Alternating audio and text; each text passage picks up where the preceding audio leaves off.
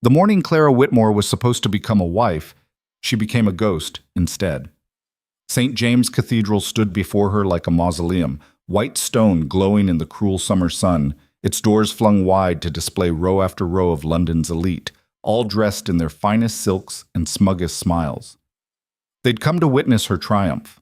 Instead, they would feast on her destruction. Inside that gilded trap, 300 guests whispered behind gloved hands. The groom's side sat empty. No explanation. No apology. Just a single sealed letter delivered to her dressing room an hour before the ceremony, its words still burning in her mind. I cannot marry you. Forgive me, but I must think of my future. His future, not theirs. Clara stood frozen at the cathedral entrance, train pooling around her feet like spilled milk, veil trembling in a wind that felt more like mockery than breeze. Every eye in London was on her now, waiting to see if she would crumble, if she would weep, if she would beg. She did none of those things. Instead, Clara Whitmore turned her back on the altar, on the gasping crowd, on the life she'd been promised, and walked straight into the storm that would either destroy her or remake her entirely. This is her story. Stay with me until the very end. You won't believe where she goes from here. And if you're watching from New York, London, Paris, or anywhere in between, drop your city in the comments and hit that like button. Trust me, you'll want to remember this one. The whispers started before Clara even reached the vestibule. Did you see her face? Poor thing, standing there like a lost lamb. I heard he left her for someone with an actual fortune. Someone should tell her to stop making a spectacle of herself. Clara's hands clenched around the bouquet of white roses her mother had insisted upon. Traditional, darling. Classic. The kind of detail that makes a bride unforgettable. Unforgettable. That much was certain now. She didn't run. Running would have been dignified, purposeful. Instead, she walked with the slow, measured grace her governess had drilled into her since childhood, each step a deliberate act of defiance against the chaos roaring in her chest. The train of her gown dragged across marble floors, whispering its own accusation with every inch. Behind her, her mother's voice cut through the murmuring crowd like a knife through butter. Clara! Clara Whitmore, you stop this instant! But Clara didn't stop. She pushed through the heavy oak doors and into the blinding sunlight, where carriages lined the street in neat, expectant rows. Drivers stood at attention, footmen ready to assist. All of it choreographed, all of it pointless. Miss Whitmore! One of the footmen stepped forward, confusion plain on his young face. Shall I fetch your carriage? Clara looked at him, really looked. He couldn't have been more than 17, probably pulled from some country estate to work the London season, his livery too new to have softened yet. He had kind eyes. That made it worse somehow. No, she said quietly. I won't be needing it. She handed him the bouquet. He took it reflexively, staring at the roses like they might explain what was happening. They wouldn't. Clara barely understood it herself. The street blurred as she moved, faces becoming shapes, voices becoming noise. Somewhere behind her, her father's bellow joined her mother's shrill demands. The crowd was spilling out of the cathedral now, drawn by the spectacle like ravens to a carcass. And then, cutting through it all, a single voice that made her blood turn to ice. Clara, darling, surely you're not leaving on account of a small misunderstanding. Lady Pemberton. Of course. Clara stopped. She shouldn't have. Every instinct screamed at her to keep moving, to get away, to disappear before the humiliation could sink its claws any deeper. But something in that voice, that particular blend of honey and poison, rooted her to the cobblestones. She turned. Lady Pemberton stood on the cathedral steps, resplendent in lavender silk, a picture of maternal concern that didn't quite reach her calculating eyes. Beside her stood her daughter, Vivienne, Thomas's cousin.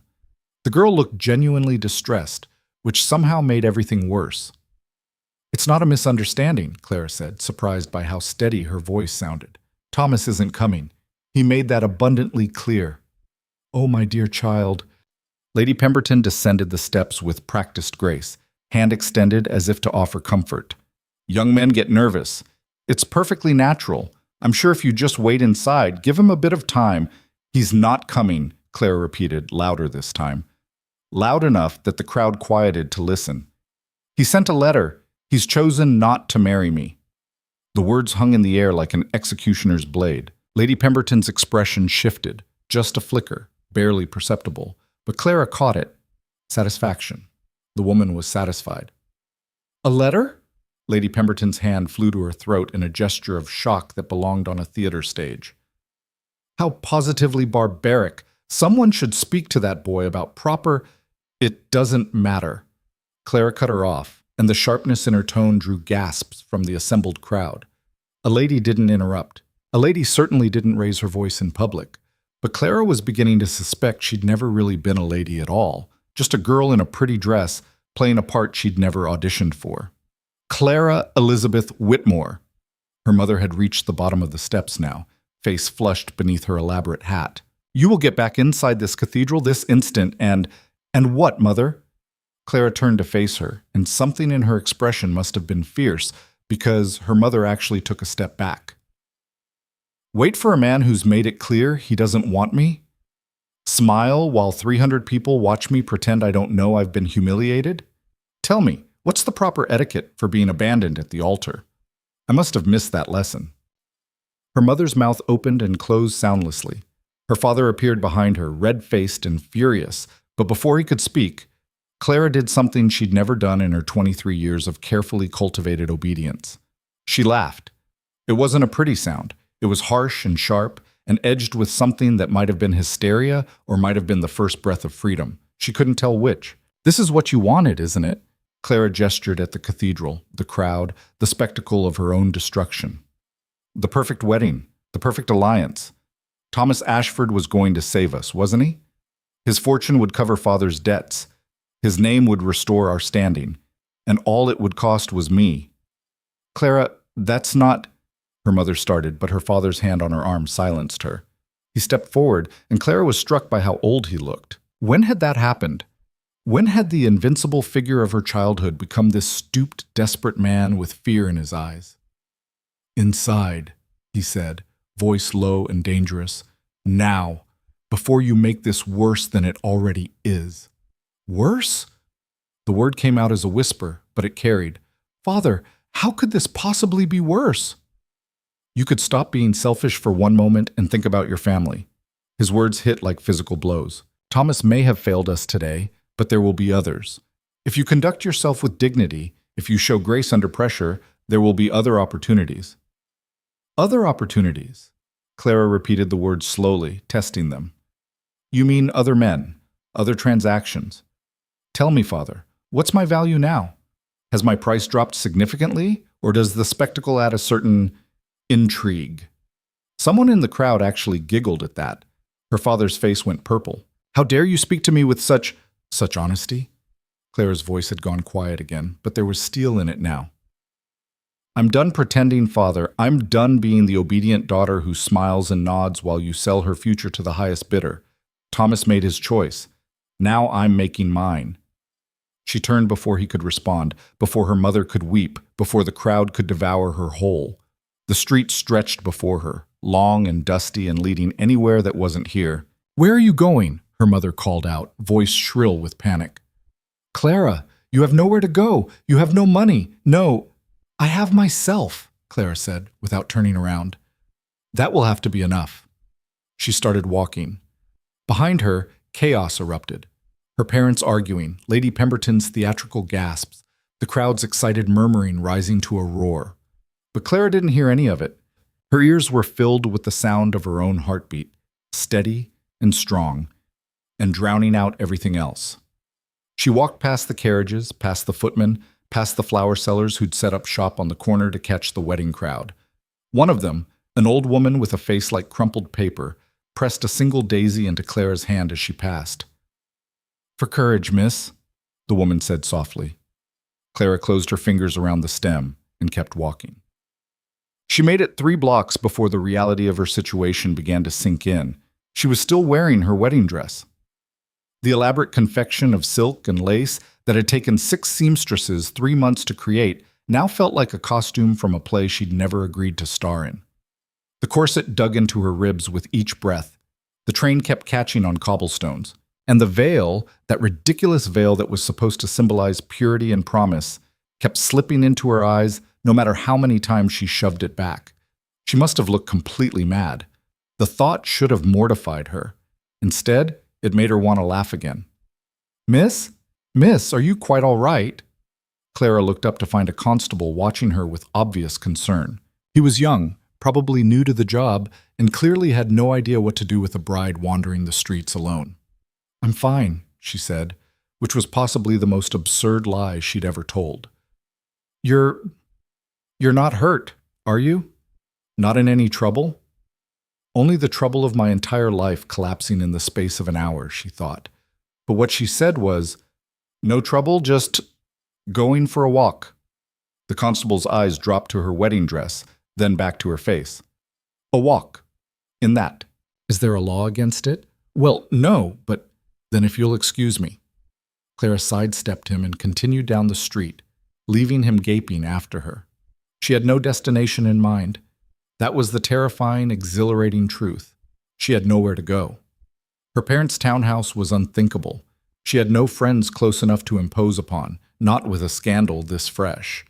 Hotels would require money she didn't have, and besides, they'd ask questions she had no answers for. The sun was climbing higher and sweat was beginning to gather beneath her corset.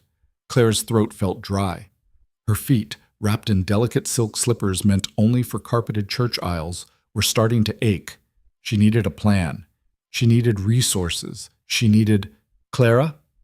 The voice came from her left, from inside a small cafe with tables spilling onto the sidewalk. Clara turned and found herself face to face with Eleanor Hartwick, a distant cousin she barely knew, but who apparently knew enough to recognize a bride in distress. Eleanor was older, maybe 30, with intelligent eyes and a practical air that had always made Clara's mother dismiss her as unfortunate, by which she meant unmarried, independent, and therefore suspect. Eleanor, Clara said, because what else could she say? Eleanor stood, abandoning her tea and newspaper without hesitation. You look like you could use somewhere to sit down. It wasn't a question. Clara found herself being guided to Eleanor's table, deposited in a chair that wobbled slightly, and presented with a glass of water before she could form a coherent thought. Drink, Eleanor commanded. Then you can tell me why you're wandering Bloomsbury in a wedding dress at 10:30 on a Tuesday morning. Clara drank. The water was cool and clean, and the most wonderful thing she'd tasted in hours. When she set the glass down, she realized her hands were shaking. I didn't marry him, she said. I gathered that much. Eleanor's tone was dry, but not unkind. What I'm trying to determine is whether I should be offering congratulations or condolences. The question caught Clara off guard. She'd been braced for pity or judgment or horrified fascination, the same reaction she'd seen on every face outside the cathedral. But Eleanor simply looked curious, interested in the answer. I don't know, Clara admitted. He didn't show up. He sent a letter instead. Eleanor's expression darkened. Coward. Everyone thinks I should have waited, given him time. My father says there will be other opportunities if I just... Other opportunities to be sold to the highest bidder? Eleanor's voice was sharp now. Clara, forgive me for being blunt, but Thomas Ashford is a waste of good air. He's been keeping a mistress in Kensington for the past 6 months. He gambles more than he can afford to lose, and his fortune is mostly his father's money, which will dry up the moment the old man realizes what a disaster his son has become. Clara stared at her. How do you... I pay attention. Eleanor leaned back in her chair, studying Clara with those sharp, assessing eyes, which is more than can be said for most of society. They're too busy worrying about appearances to notice what's actually happening beneath the surface. You knew, Clara said slowly. You knew he was... And you didn't. Tell you? Eleanor's expression softened slightly. Would you have believed me? Or would you have thought I was trying to sabotage your perfect wedding out of jealousy? The terrible thing was, Clara knew the answer. A week ago, even a day ago, she would have dismissed Eleanor as bitter, envious, unfeminine. All the words her mother used for women who didn't fit properly into society's narrow boxes. I'm sorry, Clara whispered. Don't be. You're learning.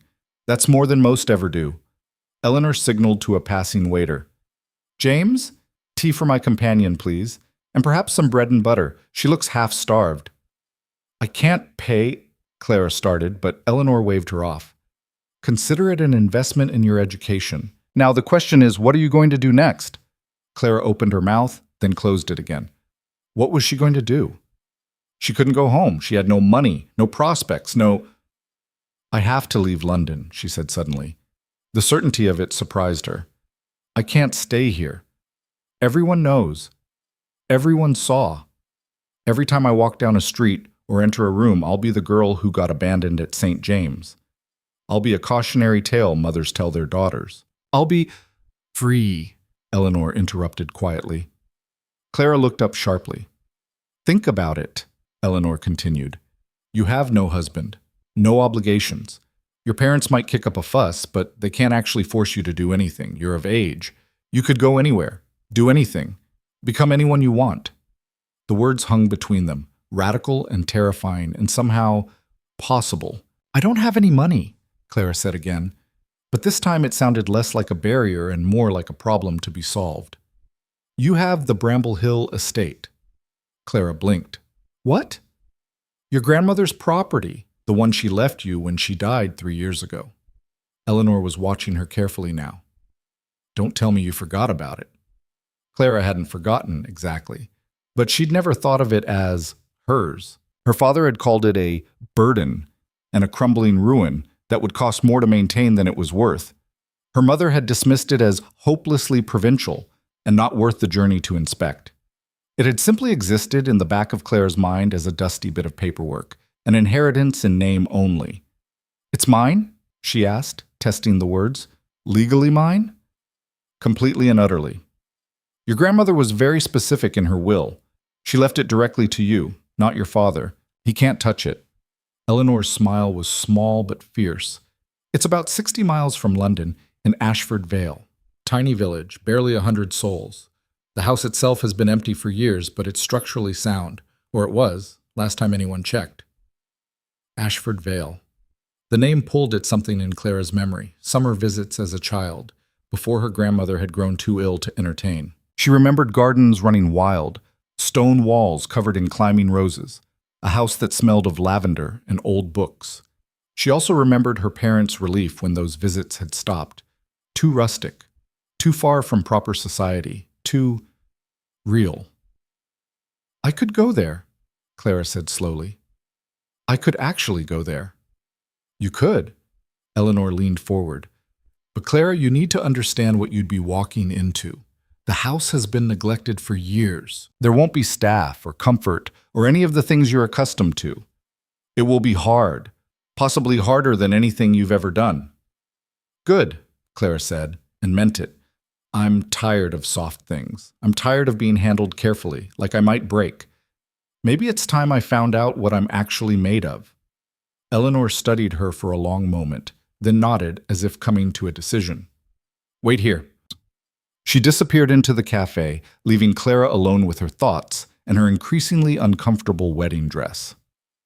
Around her, London went about its business, vendors calling out their wares, carriages rattling past, people hurrying to appointments and obligations, and all the thousand small dramas that made up ordinary life. Clara was leaving all of it behind. The thought should have terrified her.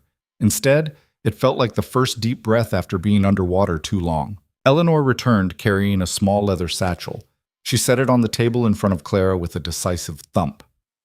Inside you'll find 40 pounds, a change of clothes that should more or less fit you, and the deed to Bramble Hill. She held up a hand before Clara could protest. Before you argue, understand that this is not charity. I'm investing in you. When you get that estate running again, and you will, I expect you to remember who helped you when no one else would. Eleanor, I can't. You can and you will. Because the alternative is going back to your parents' house, letting them marry you off to whoever will have you, and spending the rest of your life wondering what might have happened if you'd been brave enough to try. Eleanor's eyes were intense now, urgent. Don't let fear make your decisions for you, Clara. Don't let other people's limitations become your prison. Clara's throat tightened. She wanted to argue, wanted to insist she couldn't accept such generosity, wanted to be the polite, proper lady she'd been raised to be. But that lady had been left standing at an altar this morning, abandoned and humiliated. This Clara, the one sitting in a cafe in her wedding dress, contemplating running away to the countryside, she was someone new, someone who might actually have a chance. Thank you, she whispered. Eleanor smiled. Thank me by surviving. Now, there's a coaching inn 2 streets over, the Red Hart. Tell them you need passage to Ashford Vale. The afternoon coach leaves at 3. That gives you about 4 hours to get yourself sorted. 4 hours to leave my entire life behind, Clara said, but she was already standing, already reaching for the satchel. 4 hours to start a new one, Eleanor corrected. She stood as well, and for a moment they simply looked at each other across the small table with its empty teacups and crumbs. Then Eleanor did something unexpected. She pulled Clara into a quick, fierce hug. You're stronger than you know, she murmured against Clara's ear. Don't forget that when things get difficult, and they will get difficult. Clara nodded, not trusting herself to speak. When Eleanor pulled back, she was all business again. There's a dress shop around the corner, small place, nothing fancy, but the owner's discreet. Tell her Eleanor sent you, and you need to get out of that dress and into something practical. She'll help. Eleanor, go, before someone from the wedding party tracks you down and makes a scene. Eleanor gave her a gentle push toward the street. And Clara, when you're settled, write to me. I'll want to know how the adventure turns out. Clara clutched the satchel to her chest and nodded. Then, before she could change her mind, before fear could overtake the strange, wild hope blooming in her chest, she turned and walked away from the cafe. From Eleanor's knowing eyes, from the last friendly face she might see for a long time. The dress shop was exactly where Eleanor had said it would be, tucked between a bookbinder and a haberdashery. The sign above the door simply read, Madame Chen's, Fine Dressmaking and Alterations. Clara pushed through the door and was immediately enveloped in the smell of fabric and dye and something floral she couldn't quite identify. The shop was small but immaculately organized, bolts of cloth arranged by color and type, a work table covered in measuring tapes and pins. A woman emerged from the back room, small, older, with silver threading through her black hair and sharp eyes that took in Clara's wedding dress in a single glance. Eleanor sent you, she said. It wasn't a question. Yes, she said you could help me with this. Clara gestured helplessly at her dress. Madame Chen circled her slowly, professional gaze cataloging every detail. When she spoke again, her voice was brisk but not unkind. The dress is beautiful work. Shame to waste it. I don't want it, Clara said flatly. I want it gone. I want to forget I ever wore it. Something flickered in Madame Chen's expression, understanding perhaps, or recognition. Everyone has a dress they want to forget. Come. She led Clara to a small changing area, curtained off from the main shop. Strip down to your chemise, I'll bring you something suitable. Clara fumbled with the buttons and hooks, her fingers clumsy with urgency. The wedding dress fought her every step of the way. Of course it did. It had been designed to be put on with help, not torn off in a desperate escape. Finally, she stood in just her undergarments, the elaborate gown pooled at her feet like a shed skin. Clara kicked it aside with more force than necessary. Madame Chen returned with an armload of fabric. Here, simple traveling dress, wool blend, practical boots, a proper coat for when the weather turns. She paused, then added a wide-brimmed hat to the pile. And this, you'll want your face shaded on the road. Clara dressed quickly, her body already feeling lighter without the corset's constriction. The traveling dress was dark green, sturdy and well-made, but without any of the frills and flourishes her mother would have insisted upon. The boots were scuffed leather, broken in but still solid. When she emerged from behind the curtain, Madame Chen nodded approval. Better. You look like a woman who's going somewhere, not a decoration waiting to be admired. Clara caught her reflection in a small mirror and barely recognized herself. No elaborate curls, no delicate slippers, no performance of femininity carefully crafted to please. Just herself. How much do I owe you? She asked. Eleanor's credit is good here. Madame Chen was already scooping up the discarded wedding dress. Go. Your coach leaves soon. What will you do with it? Clara found herself asking, looking at the dress. Sell it. Remake it. Give it to someone who needs it more than you do. Madame Chen met her eyes. The point is, it won't be your burden anymore. Clara nodded, throat tight again. Thank you. She left the shop before emotion could overwhelm her, clutching the satchel Eleanor had given her and wearing clothes that felt like armor against the world. The Red Heart Coaching Inn was exactly where Eleanor had said it would be. A sturdy building of brick and timber, its courtyard busy with travelers and horses and luggage being loaded onto a massive coach. Clara approached the clerk's window with more confidence than she felt. "I need passage to Ashford Vale, on the 3 o'clock coach." The clerk was a harried-looking man with ink stains on his fingers. He barely glanced up. "Ashford Vale. That'll be the stop after Millbrook. 6 shillings. Clara counted out the coins from the satchel, her heart hammering. This was it. The point of no return. Once she boarded that coach, there would be no going back to her old life, no pretending this morning's disaster had never happened. She paid. The clerk handed her a ticket and pointed toward the courtyard. "Coach departs in 20 minutes. You can wait inside if you like, or—" "I'll wait here," Clara said quickly. Inside felt too enclosed, too permanent. She needed air, needed to see the sky, needed to remember that the world was bigger than her shame. She found a bench near the coach and sat, watching the chaos of departure preparation swirl around her.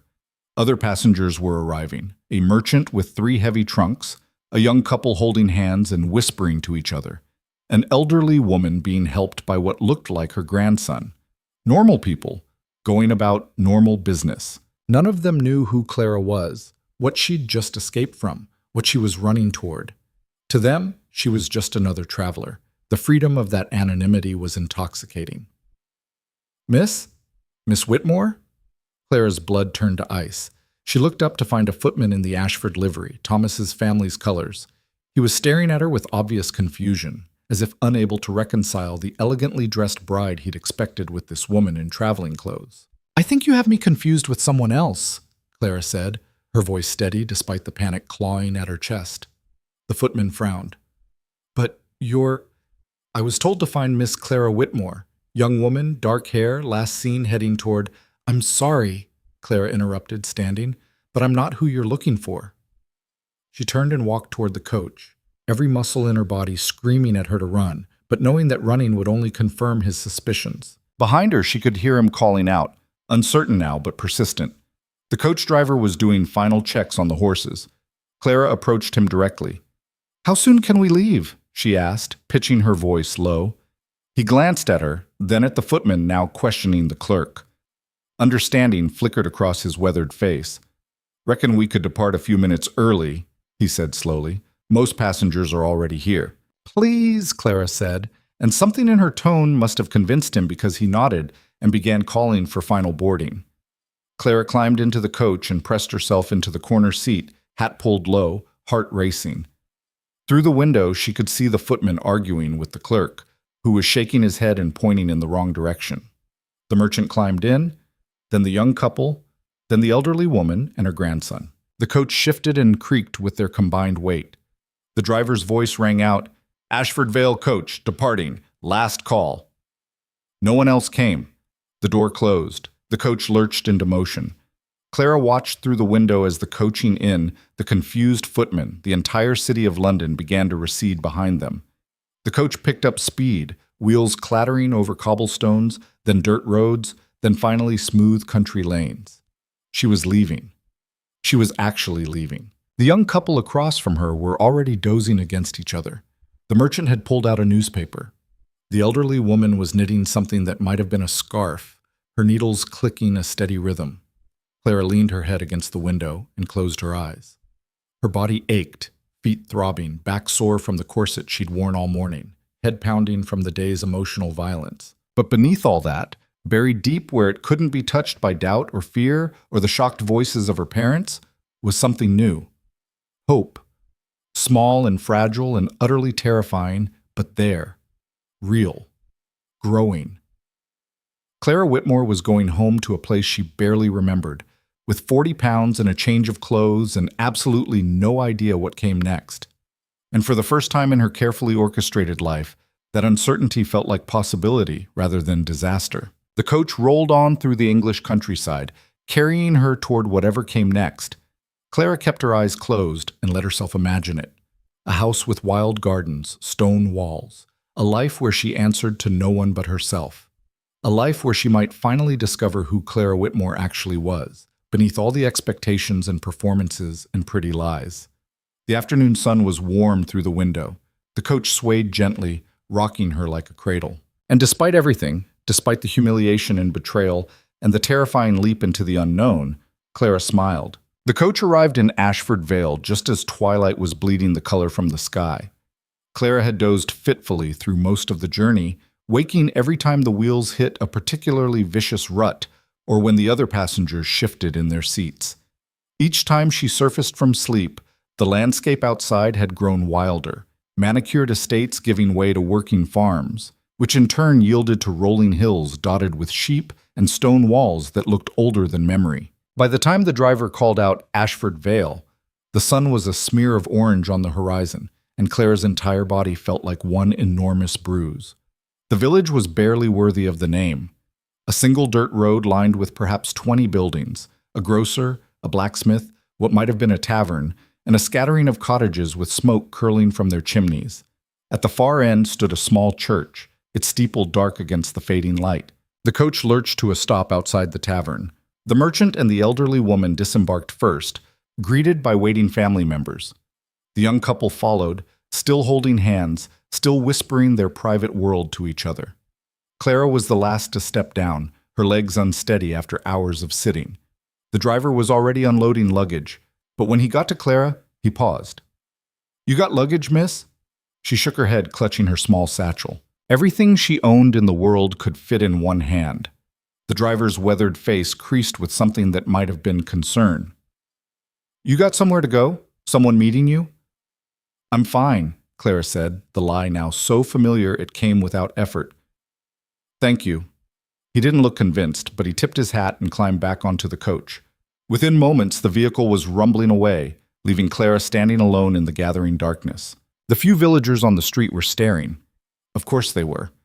A strange woman arriving alone at dusk, dressed in city clothes that were still too fine for this place, carrying nothing but a satchel. She might as well have had "outsider" branded on her forehead. Clara straightened her spine and walked toward the tavern. She needed directions to Bramble Hill, and possibly a meal if her remaining money would stretch that far. The tavern's interior was dim and close, smelling of beer and wood smoke and bodies that had been working hard all day. Conversation died the moment Clara stepped through the door. A dozen pairs of eyes turned to assess her. Farmers by the look of them, and a few men who might have been laborers or craftsmen, all of them male. All of them suddenly very interested in the stranger who'd just interrupted their evening. Clara fought the urge to turn and flee. Instead, she approached the bar where a thick-set woman with iron gray hair was wiping glasses with a rag that had seen better days. "Help you?" the woman asked, her tone carefully neutral. "I'm looking for Bramble Hill," Clara said, "the old Whitmore estate. I was told it's near the village." The woman's eyes narrowed. "Whitmore estate's been empty near on 4 years. What's your business there?" "It's mine," Clara said simply. "I inherited it from my grandmother." A murmur rippled through the tavern. The woman set down her glass and rag, giving Clara her full attention now. "You're old Mrs. Whitmore's granddaughter, the one from London?" "Yes." "Huh." The woman looked her up and down with new interest. "Heard she'd left the place to family. Didn't expect anyone to actually come claim it, though. Not in the state it's in." "What state is that?" Clara asked, though she suspected she already knew the answer. "Falling apart, mostly. Gardens gone to wilderness. Main house still standing, but the roof's got holes and the windows are half broken. Your grandmother's old caretaker died 2 winters back, and since then it's just been sitting there rotting." Clara's stomach sank, but she kept her expression calm. "I see. And how do I get there from here?" The woman pointed toward the door. "North road out of the village, about 2 miles. You'll see the stone gates on your left. Can't miss 'em, even in the dark. Though I wouldn't recommend walking it tonight. No moon, and the road's treacherous if you don't know it." "I'll manage," Clara said. "You'll break your neck," the woman countered bluntly. "Look, I've got a room upstairs, not fancy, but it's clean and the bed doesn't have bugs. You can pay for it and head out in the morning when you can actually see where you're going." It was sensible advice. Clara knew it was sensible advice. But the thought of spending another night surrounded by strangers, of delaying even 1 more hour before seeing what she'd gotten herself into, was unbearable. "How much to hire someone to walk me there tonight?" she asked instead. The woman's eyebrows rose. You're serious? Completely. A chair scraped behind Clara. She turned to find a young man standing, barely 20, with the kind of lean strength that came from daily labor. His face was open and curious rather than hostile. I'll take you, he said. Know the road with my eyes closed. Won't even charge you. Call it a welcome to the valley. Jack, you don't know this woman, an older man called from a corner table. Could be anyone. Could be trouble. Could be our new neighbor, Jack countered. And last I checked, we're supposed to help neighbors. Isn't that what you're always going on about, Mr. Carlyle? The older man, Carlyle, scowled but didn't argue further. The tavern keeper sighed. Your funeral, Jack, but if she murders you on the road, don't come crying to me.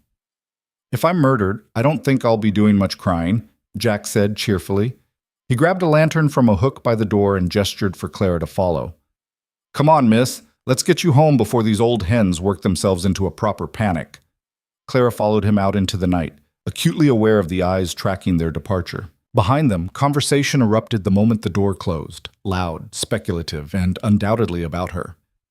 Don't mind them, Jack said as they started up the north road. Village this size, strangers are entertainment. They'll gossip for a week, then move on to something else. I'm sure, Clara said, though she suspected it wouldn't be that simple.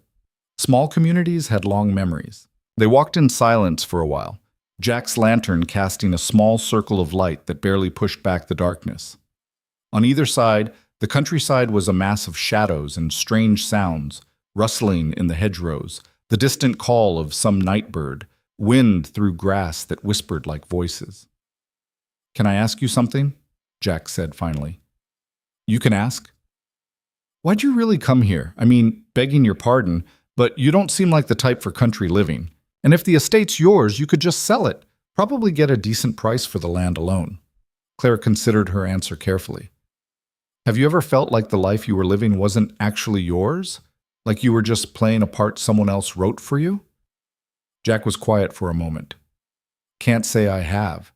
But then I've never been much for cities or society or any of that. Always known I'd end up working the land, same as my father and his father before him. Not much room for wondering about other lives when you're born knowing your place. That sounds peaceful, Clara said, and meant it. Or boring, depending on how you look at it. Jack grinned at her. Though I reckon boring's better than whatever sent you running to the middle of nowhere with nothing but a satchel. Clara didn't answer that. Ahead, 2 stone pillars loomed out of the darkness, tall and weathered, with iron gates hanging askew from their hinges. Even in the weak lantern light, Clara could see they'd been beautiful once, carved with climbing vines and flowers. Here we are, Jack announced. Bramble Hill, home sweet home. The drive beyond the gates was completely overgrown, more like a tunnel through vegetation than an actual road. Jack pushed forward anyway, holding the lantern high, and using his free hand to push aside branches that grabbed at their clothes and hair. It's worse than I thought, he admitted, after they'd been fighting through the undergrowth for several minutes. Last time I came up here was maybe 2 years back, and you could still make out the drive. Nature's been busy. Clara didn't trust herself to speak. Every step revealed more evidence of neglect. Broken fencing, a collapsed outbuilding, gardens that had transformed into impenetrable thickets. This wasn't just abandonment. This was land actively trying to erase the fact that humans had ever touched it. Then the house came into view, and Clara's heart dropped into her stomach. Bramble Hill stood 3 stories tall, built of gray stone that looked almost silver in the moonlight. It should have been beautiful. The bones were there, graceful proportions, tall windows, a wide front door flanked by columns. But the reality was devastation. Windows were indeed broken, some boarded up, others just gaping holes. The roof sagged in places, missing tiles everywhere. Ivy had claimed entire walls, its tendrils worming into the stonework like invasive veins. Well, Jack said carefully, it's still standing. Clara walked closer, her boots crunching on debris that might have been roof tiles or might have been pieces of the house itself. The front steps were cracked but intact. The door looked solid enough, though the paint had long since peeled away. She reached out and tried the handle. Locked. Your grandmother probably had the keys, Jack offered.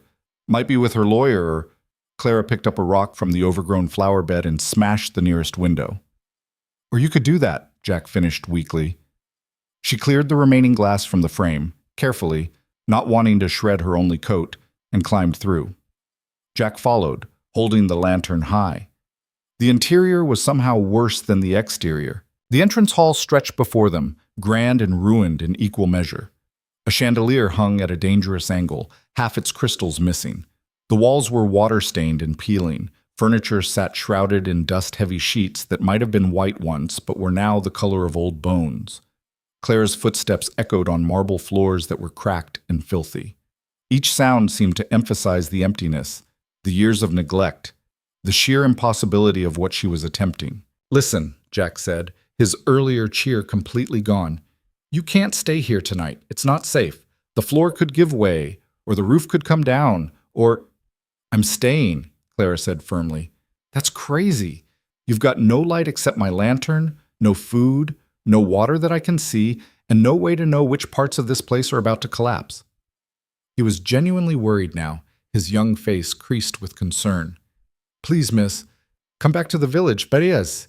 Mrs. Hedgeway will give you that room, and in the morning we can come back with proper supplies and—" "I'm staying," Claire repeated. "This is mine. It's the only thing in the world that's actually mine, and I'm not leaving it. Not tonight, not ever." Jack stared at her for a long moment, then sighed. "You're as stubborn as your grandmother was, I'll give you that. She was a terror when she set her mind to something." He thrust the lantern at her. "Take this. I'll bring you another one from the village, plus some food and water. And I'm sending my sister up in the morning. She's a practical sort, knows which end of a hammer is which. You're going to need all the help you can get." "Jack, you don't have to." "Yeah, I do. Because if I leave you here to die on your first night, my mother will kill me. Then Mrs. Hedgeway will kill me again. Then your ghost will probably join in for good measure." He was already heading back toward the broken window. "Don't go wandering around. Stay in this hall where the floor looks solid. And for the love of all that's holy, don't light any fires until someone's checked the chimneys." Then he was gone, scrambling back through the window and disappearing into the night. Clara stood alone in the ruined entrance hall, holding the lantern and trying not to think about the fact that she'd just committed herself to sleeping in a house that might actually collapse on her. She explored cautiously, testing each floorboard before putting her full weight on it. The drawing room was to her left. More shrouded furniture, more water damage, a fireplace filled with what looked like several years' worth of bird nests. The dining room was to her right, its long table still set with dishes that were now gray with dust and decorated with mouse droppings. The kitchen was at the back of the house, and it was marginally better than the rest. The floor was stone rather than wood, so at least it wasn't rotted. There was a pump at the sink. Clara tried it cautiously, and was shocked when actual water came out, rust-colored at first but running clear after a few pumps. She found a cup in one of the cabinets, washed it as best she could, and drank. The water was cold and clean and tasted faintly of minerals. It was possibly the best thing she'd ever tasted. There was a small room off the kitchen that must have been the housekeeper's quarters. It was bare except for a narrow bed with a mattress that looked like it had been chewed by every mouse in the county. But the walls were solid, the ceiling intact, and there was a door that could be closed and locked. Clara dragged the mattress outside. She wasn't desperate enough yet to share a bed with mice, and found some relatively clean blankets in a chest that had protected them from the worst of the dust. She made herself a nest on the bare bed frame, using her coat as an additional layer. Then she sat down, set the lantern beside her, and finally allowed herself to fully absorb what she'd done. She'd left London, left her family, left everything familiar and safe. And for what? A house that was barely standing, land that was completely wild, a village full of strangers who already thought she was insane. The smart thing would be to leave, sell the property, take whatever money she could get, find some quiet position as a governess or companion where her scandal wouldn't follow her. But Clara was beginning to realize she was done with smart things. Smart things had gotten her to an altar where no groom waited. Smart things had taught her to smile and nod while her future was sold to the highest bidder. No more smart things. Jack returned an hour later with another lantern, a loaf of bread, some cheese, and a jug of fresh water. His sister Emma came with him, a sturdy woman in her mid-20s with capable hands and eyes that assessed Clara and the house with equal skepticism. "You're really planning to stay here?" Emma said. Not a question. "Yes." "Alone?" "Yes." Emma exchanged a look with her brother, then shrugged. "Well, you'll need help. I can come 3 days a week to start. Tuesdays, Thursdays, and Saturdays. I know some about carpentry and general repairs. My husband knows more. Between us, we might be able to make this place livable before winter. I can't afford to pay you, Clara said bluntly. I have some money, but not much, and I need it for supplies. Didn't ask to be paid, Emma said.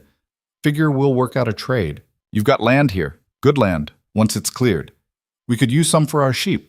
You help us, we help you. Fair's fair. It was more generosity than Clara had any right to expect, and her throat tightened with emotion she didn't have the luxury of expressing. Thank you. Don't thank me yet. You haven't seen how hard the work's going to be. Emma looked around the kitchen with a critical eye. First things first, we need to make this room properly habitable. Clean water source is good. We'll need to check the chimney, get a fire going, make sure you can cook. Then we tackle the roof before the next rain, then the windows.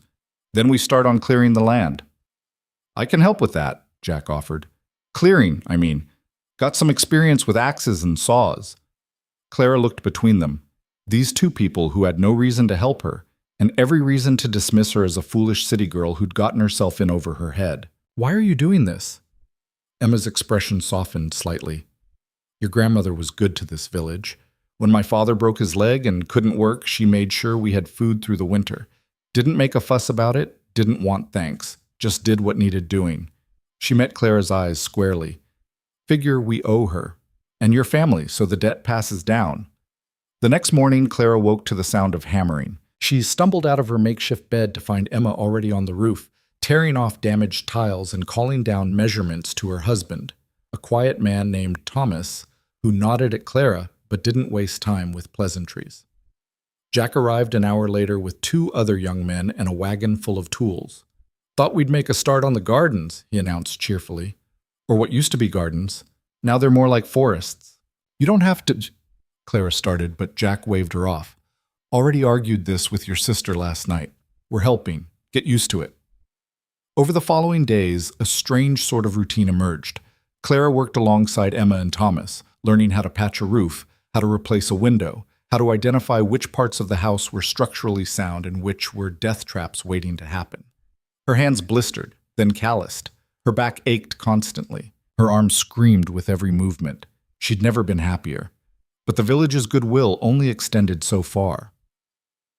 On her first trip to the grocer, she needed nails and couldn't keep imposing on Jack's generosity. Clara encountered a different reception. The shopkeeper was a pinched woman with a mouth like a knife slash. She looked at Clara's work-roughened hands and dirt-stained dress with obvious disdain. "Help you?" she asked, in a tone that suggested she'd rather do anything but. "I need 3 pounds of nails," Clara said. "Whatever you have that's suitable for roof repair." "That'll be 8 shillings. Clara's blood ran cold. She'd done enough shopping to know that was at least twice the normal price. "I think there's been a mistake. 8 shillings for nails?" "That's the price," the woman said flatly. "Take it or leave it." "That's robbery. That's business. You don't like it, you can go somewhere else." The woman's smile was thin and cruel. "Oh, but there isn't anywhere else, is there? Not for 20 miles. Clara felt heat rising in her chest. Anger, humiliation, and something darker. "Why are you doing this?" "Doing what? Running my shop? Charging fair prices?" "Charging double because you think I'm desperate." The woman leaned across the counter, her voice dropping to a hiss. "You come here from London thinking you can just waltz in and claim an estate you never cared about while it was rotting. You've got money for fancy clothes and city ways, but now you expect us to supply you at bargain prices? You're not one of us. You'll never be one of us. And the sooner you realize that and go back where you came from, the better for everyone." The shop had gone quiet. Other customers, 3 women and an older man, were watching with obvious interest. No one stepped in to defend Clara. No one suggested the shopkeeper was out of line. Clara's hands were shaking, but she forced herself to meet the woman's eyes. "I'll pay 6 shillings. That's the fair price, and we both know it. If you won't sell to me at fair price, I'll find another way." "There is no other way," the shopkeeper sneered. "Then I'll make one." Clara walked out of the shop, her face burning but her head high. Behind her, she could hear the women's voices rising in excited gossip. She made it halfway back to Bramble Hill before the tears came, hot and furious, and mixed with frustration so intense she wanted to scream. It wasn't fair. She was trying. She was working harder than she'd ever worked in her life. And still they looked at her like she was something dirty, something that didn't belong. "Miss Whitmore?" Clara spun around to find a man standing in the road behind her. He was tall, well over 6 feet, with dark hair and eyes the color of winter storms. His clothes were simple but well made, and he carried himself with the kind of unconscious authority that suggested he was used to being obeyed. "I'm sorry," he said, his voice deep and unexpectedly gentle. "I didn't mean to startle you. I heard you were having some difficulty in the village." Clara wiped at her eyes hastily. "I'm fine." "You don't look fine. You look like Mrs. Crawford just tried to rob you blind, which she probably did. That woman could squeeze blood from a stone if she thought there was profit in it." He stepped closer, studying her with those unsettling eyes. "I'm Adrian Hale. I own the estate that borders yours to the east." "Duke Hale," Clara said, recognition dawning. Her grandmother had mentioned the Hales occasionally. Old family, old money, old title. The kind of people who ran counties instead of just living in them. "Just Adrian is fine. Titles are exhausting." He smiled slightly, and it transformed his severe features into something almost warm. "I heard you'd taken up residence at Bramble Hill. That's brave of you. Or stupid, depending on who you ask." "Brave," Adrian repeated firmly. "I knew your grandmother. She was one of the strongest people I've ever met. I suspect you might be the same." Clara didn't know what to say to that. Before she could formulate a response, Adrian was already turning back toward the village. "Wait here," he called over his shoulder. "I'll be back in a moment." He strode into the grocer's shop with the kind of confidence Clara could only dream of possessing. She couldn't hear what was said, but she could see through the window. Adrian speaking quietly to Mrs. Crawford, the woman's face going from smug to shocked to something that looked like fear. He placed money on the counter, then walked out carrying a large bag. "Your nails," he said, handing them to Clara, "plus some other supplies I thought you might need. There's a hammer in there, some wood glue, and a few other odds and ends." "I can't accept." "You can and you will. Consider it a welcome gift from a neighbor." His expression had gone serious again. "Mrs. Crawford won't overcharge you again. I've made that very clear." "What did you say to her?" "That her lease on the shop building comes up for renewal next month, and that I'd be very disappointed if I heard of any more incidents of price gouging against my neighbors." Adrian's smile was sharp now, almost predatory. "I own that building. She seems to have forgotten that." Clara stared at him. "You threatened her." "I educated her on the consequences of poor business practices. There's a difference." He shifted the bag into her arms. "Can I walk you back to Bramble Hill? I'd like to see what you're doing with the place, if you don't mind the company." They walked together, Clara acutely aware of the curious stares from villagers they passed. Adrian seemed oblivious to them, asking questions about her plans for the estate, offering suggestions about which fields would be best for crops and which were better suited for livestock. When they reached the broken gates, he stopped and studied them thoughtfully. "I could send some men to fix these if you'd like, and I have extra roof tiles from a renovation last year. You're welcome to them." "Why are you helping me?" Clara asked bluntly. "You don't know me." Adrian was quiet for a long moment. When he spoke, his voice was careful, measured. "Because I know what it's like to have everyone assume you'll fail, and I know how rare it is to meet someone who chooses to fight anyway instead of accepting what they're given." He met her eyes, and there was something raw there, something genuine beneath the aristocratic polish. "You could have sold this place and disappeared. Instead, you're here, covered in dirt and fighting for every inch. That deserves support." Before Clara could respond, Emma's voice called out from somewhere in the house. "Miss Whitmore? We've got a problem with the cistern." Adrian stepped back. "I should go, but I meant what I said about the roof tiles. I'll have them sent over tomorrow." He tipped his hat. "Good luck, Miss Whitmore. Something tells me you're going to need it." He disappeared down the overgrown drive, leaving Clara standing there with a bag of nails and a head full of questions. The days blurred together after that. Work, sleep, work again. The house slowly, so slowly, began to transform. The roof was patched, windows were replaced.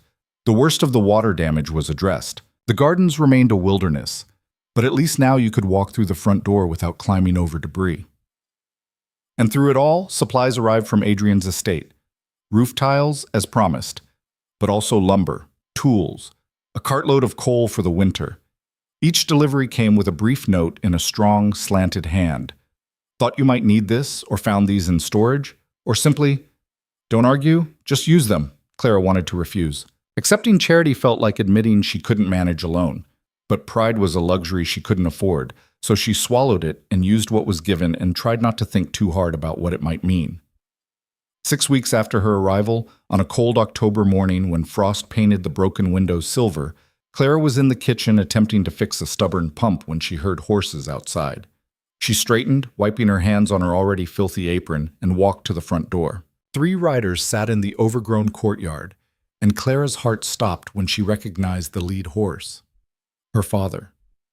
He dismounted with the stiff movements of a man who'd spent too long in the saddle and looked at Bramble Hill with undisguised disgust. Behind him, her mother remained mounted, her face a mask of barely contained fury. The third rider was a stranger, a thin, nervous-looking man clutching a leather folder. "Clara?" her father said. Just her name, but it carried the weight of every expectation she'd ever failed to meet. "Father." She kept her voice level. "Mother, I wasn't expecting you." Clearly, her mother's gaze swept over Clara's appearance. The dirt, the work dress, the hair she'd tied back with a piece of twine. "You look like a scullery maid." "I've been working." "So we've heard. The entire city is talking about it. My daughter, the runaway bride, now playing at being a farmer in some godforsaken corner of nowhere." Her mother's voice shook with rage. "Do you have any idea what you've done to us?" "I left a wedding where there was no groom," Clara said. "I hardly think that's my fault." "You made a spectacle," her father roared. "You humiliated us in front of the entire society. And then you vanished like a common criminal, leaving us to deal with the questions and the gossip and the absolute disaster you created." The third man cleared his throat nervously. "Perhaps we should discuss this inside." "There's nothing to discuss inside that hole," her mother snapped. "Clara, get your things. You're coming back to London with us immediately." "No." The word hung in the air like a challenge. Her father's face went red. "That wasn't a request, and that wasn't a refusal I need your permission for. I'm of age. This is my property, and I'm staying." "You can't survive here," her mother said, but there was something desperate in her voice now. "Look at this place. It's falling apart. You have no money, no prospects, no—" "I have myself," Clara interrupted, "and that's proving to be enough." The nervous man stepped forward. "Miss Whitmore, I'm Mr. Perkins, your father's solicitor. I've been asked to present you with a proposal. If you sign over Bramble Hill to your father, he's prepared to settle a small annuity on you, enough to live modestly but independently. You could take rooms in Bath, perhaps, or Brighton, somewhere quiet where the scandal might fade." "Somewhere I can be hidden away and forgotten, you mean," Clara said. "No, thank you." "Clara, be reasonable," her father started. "Reasonable?" Clara laughed, and it was a harsh sound. "Father, let me be very clear. I know why you're really here. It's not concern for my well-being. It's this land. You want to sell it, don't you? Pay off your debts with my inheritance?" Her father's silence was answer enough. "You used me," Clara continued, her voice rising now. "You tried to sell me to Thomas Ashford like I was livestock. And when that failed, you thought you could swoop in and take the one thing I have left. Well, I won't let you. This is mine. The only thing in the world that's truly mine, and you can't have it." "You ungrateful, selfish—" "I believe the lady said no." All heads turned. Adrian Hale stood at the edge of the courtyard, mounted on a magnificent black horse, with 2 of his men flanking him. He looked every inch the Duke now, powerful, commanding, dangerous. "This is a private family matter," Clara's father said coldly, "and Miss Whitmore has made her position clear." Adrian dismounted with fluid grace. "As her neighbor and friend, I feel obligated to ensure that position is respected." "Friend?" Her mother's voice dripped with insinuation. "How quickly you've made friends, Clara, or should we call them something else?" Clara felt her face burn, but Adrian's expression didn't change. "I would be careful about what you imply, madam. Slander is actionable, especially when directed at a lady's reputation." "Lady?" Her father spat the word. She stopped being a lady when she ran away like a common. Finish that sentence, Adrian said quietly, and you'll regret it. The threat was delivered calmly, almost conversationally, but there was steel beneath it. Claire's father seemed to shrink slightly. Mr. Perkins cleared his throat again. Perhaps we should all take a moment to— No, Clara said firmly. No more moments, no more proposals, no more attempts to control my life. Father, mother, you need to leave. Now. Clara, now! Her voice cracked like a whip across the courtyard. Even her father flinched. For a long moment no one moved. Then her mother jerked her horse's reins, turning the animal toward the gates. This isn't over, her father said, but there was defeat in his voice now.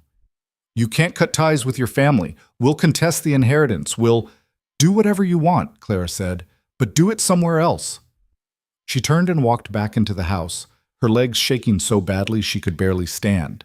Behind her she heard the sound of horses leaving, then footsteps approaching. Clara. Adrian's voice was gentle. Are you all right? She turned to face him, and suddenly all the strength that had carried her through the confrontation evaporated. She wasn't all right. She was terrified and exhausted and drowning in the enormity of what she'd just done.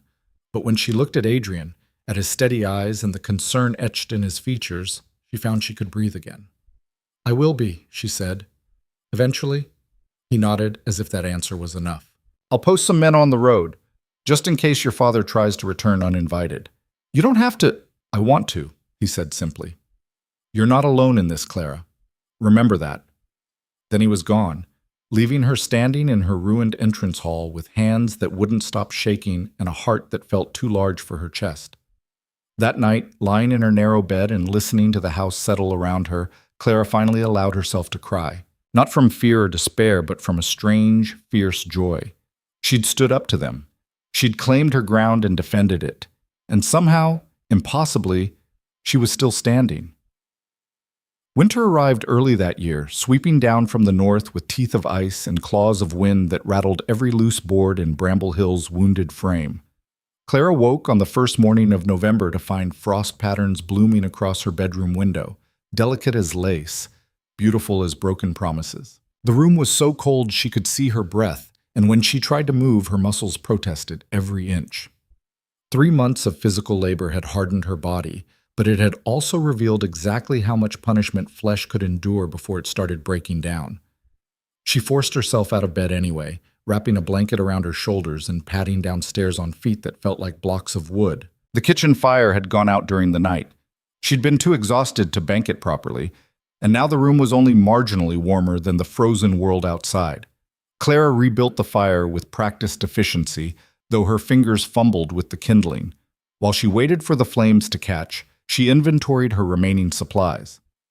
3 potatoes, half a loaf of bread that had gone hard as stone, a small wedge of cheese Emma had brought 2 days ago, some dried beans that would need hours of soaking before they were remotely edible. She had perhaps 2 weeks of food left, if she was careful, and winter was just beginning. The knock on the door came as she was forcing down a breakfast of stale bread softened in weak tea. Clara's first thought was Adrian. He'd been coming by every few days with various excuses about checking fence lines or discussing drainage problems, though they both knew he was really making sure she hadn't frozen to death or been crushed by a falling beam. But when she opened the door, she found Jack standing on the steps, his young face tight with something that looked like fear. Miss Whitmore, you need to come to the village. Right now. Clara's stomach dropped. What's happened? Just come. Please. Before it gets worse. He wouldn't say anything else, just stood there vibrating with urgency until Clara grabbed her coat and followed him down the overgrown drive. They walked in silence, Jack setting a pace that was almost a run, his breath coming in white puffs that dissipated in the brutal air. The village square was packed when they arrived. More people than Clara had ever seen assembled in one place in Ashford Vale. They stood in tight clusters, their voices a low, angry buzz that reminded her of wasps preparing to swarm. At the center of the crowd, mounted on a fine bay horse, sat Thomas Ashford. Clara stopped so abruptly that Jack nearly crashed into her. Thomas looked different than he had 3 months ago. Thinner, for one thing. His face had a gaunt, hunted quality that made his handsome features almost skeletal. His clothes were still expensive but rumpled, as if he'd slept in them, and his eyes, when they found Clara across the crowd, were desperate. "Clara!" He dismounted with the graceless haste of a drowning man reaching for a rope. "Clara, thank God. I've been searching for you everywhere." The crowd parted to let him through, every face turned to watch this newest drama unfold. Clara saw Mrs. Crawford from the grocer's shop, her expression eager and vicious. She saw Mr. Carlyle from the tavern, looking deeply uncomfortable. She saw villagers she recognized and many she didn't, all of them hungry for whatever spectacle was about to occur. "What are you doing here?" Clara asked, her voice flat. "I came to find you, to explain, to—" Thomas reached for her hands, but Clara stepped back, putting space between them. "Clara, please, you have to listen to me." "I don't have to do anything," she said. "You made that very clear when you sent a letter instead of showing up to our wedding." A murmur rippled through the crowd. Thomas flinched as if she'd struck him. "I made a mistake," he said, and his voice cracked on the words. "The biggest mistake of my life. I was a coward and a fool, and I've regretted it every day since. But you have to understand, I was under so much pressure. My father, the debts, the expectations. So you threw me away to save yourself," Clara finished. "Yes, I understood that part quite clearly." "No, that's not. I didn't throw you away. I thought I was doing the right thing. I thought if I could just buy myself some time, figure out my finances, then I could come back and we could start over properly." He was babbling now, words tumbling over each other in his desperation to be heard. "But everything went wrong. Father cut me off completely when he found out what I'd done. The debts got worse, and I realized that I'd lost the only good thing I'd ever had." "How touching," Clara said, and her tone could have frozen the already frigid air. "But I'm afraid you're about 3 months too late for apologies." "I'm not here to apologize," Thomas said, and something in his voice changed, became harder, more calculating. "I'm here to fix this. We can still get married, Clara. It's not too late. Think about it. We both need each other now more than ever. You need money, security, a way out of this frozen hellhole. And I need—" "My inheritance," Clara interrupted. "You need Bramble Hill. You need something you can sell to pay off your debts." Thomas's face went red. It's not just about the money. I care about you, Clara. I always have. We were good together once. We could be good together again." "We were never good together," Clara said, and the truth of it rang like a bell in the cold morning air. "I was convenient, a well-bred girl with a respectable family and an inheritance that looked useful. You never loved me, Thomas. You probably never even liked me very much." "That's not true!" But he couldn't quite meet her eyes when he said it. Behind Thomas, Clara saw movement at the edge of the crowd. Adrian Hale, still mounted, watching the scene with an expression like carved stone. Their eyes met for a brief moment, and Clara saw something there, a question maybe, or an offer of intervention. But she gave a tiny shake of her head. This was her fight. She needed to finish it herself. "Go home, Thomas," she said, turning her attention back to the man she'd almost married. "There's nothing for you here. Clara, please, I'm begging you." And he actually dropped to one knee right there in the frozen mud, his fine coat soaking up the filth. "Marry me. Help me. We can help each other. Isn't that what marriage is supposed to be?" The crowd was utterly silent now, everyone leaning in to catch Clara's response. She felt the weight of their expectation, their judgment, their barely concealed glee at watching her be put in this position. A part of her, the part that had been raised to be accommodating, to smooth over difficulties, to sacrifice herself for the greater good, wanted to say yes, wanted to save this pathetic man from his own mistakes, wanted to be the bigger person. But a newer part, this part that had been forged in isolation and hard labor and the daily choice to survive, that part looked at Thomas kneeling in the mud and felt nothing but contempt. "No," she said simply. Thomas's face crumpled. "You can't mean that. You're just angry, and you have every right to be, but—" "I mean it exactly," Clara cut him off. "I don't love you. I don't trust you. And I certainly don't need you badly enough to tie myself to a man who abandoned me once and would do it again the moment something better came along." She raised her voice so the entire crowd could hear.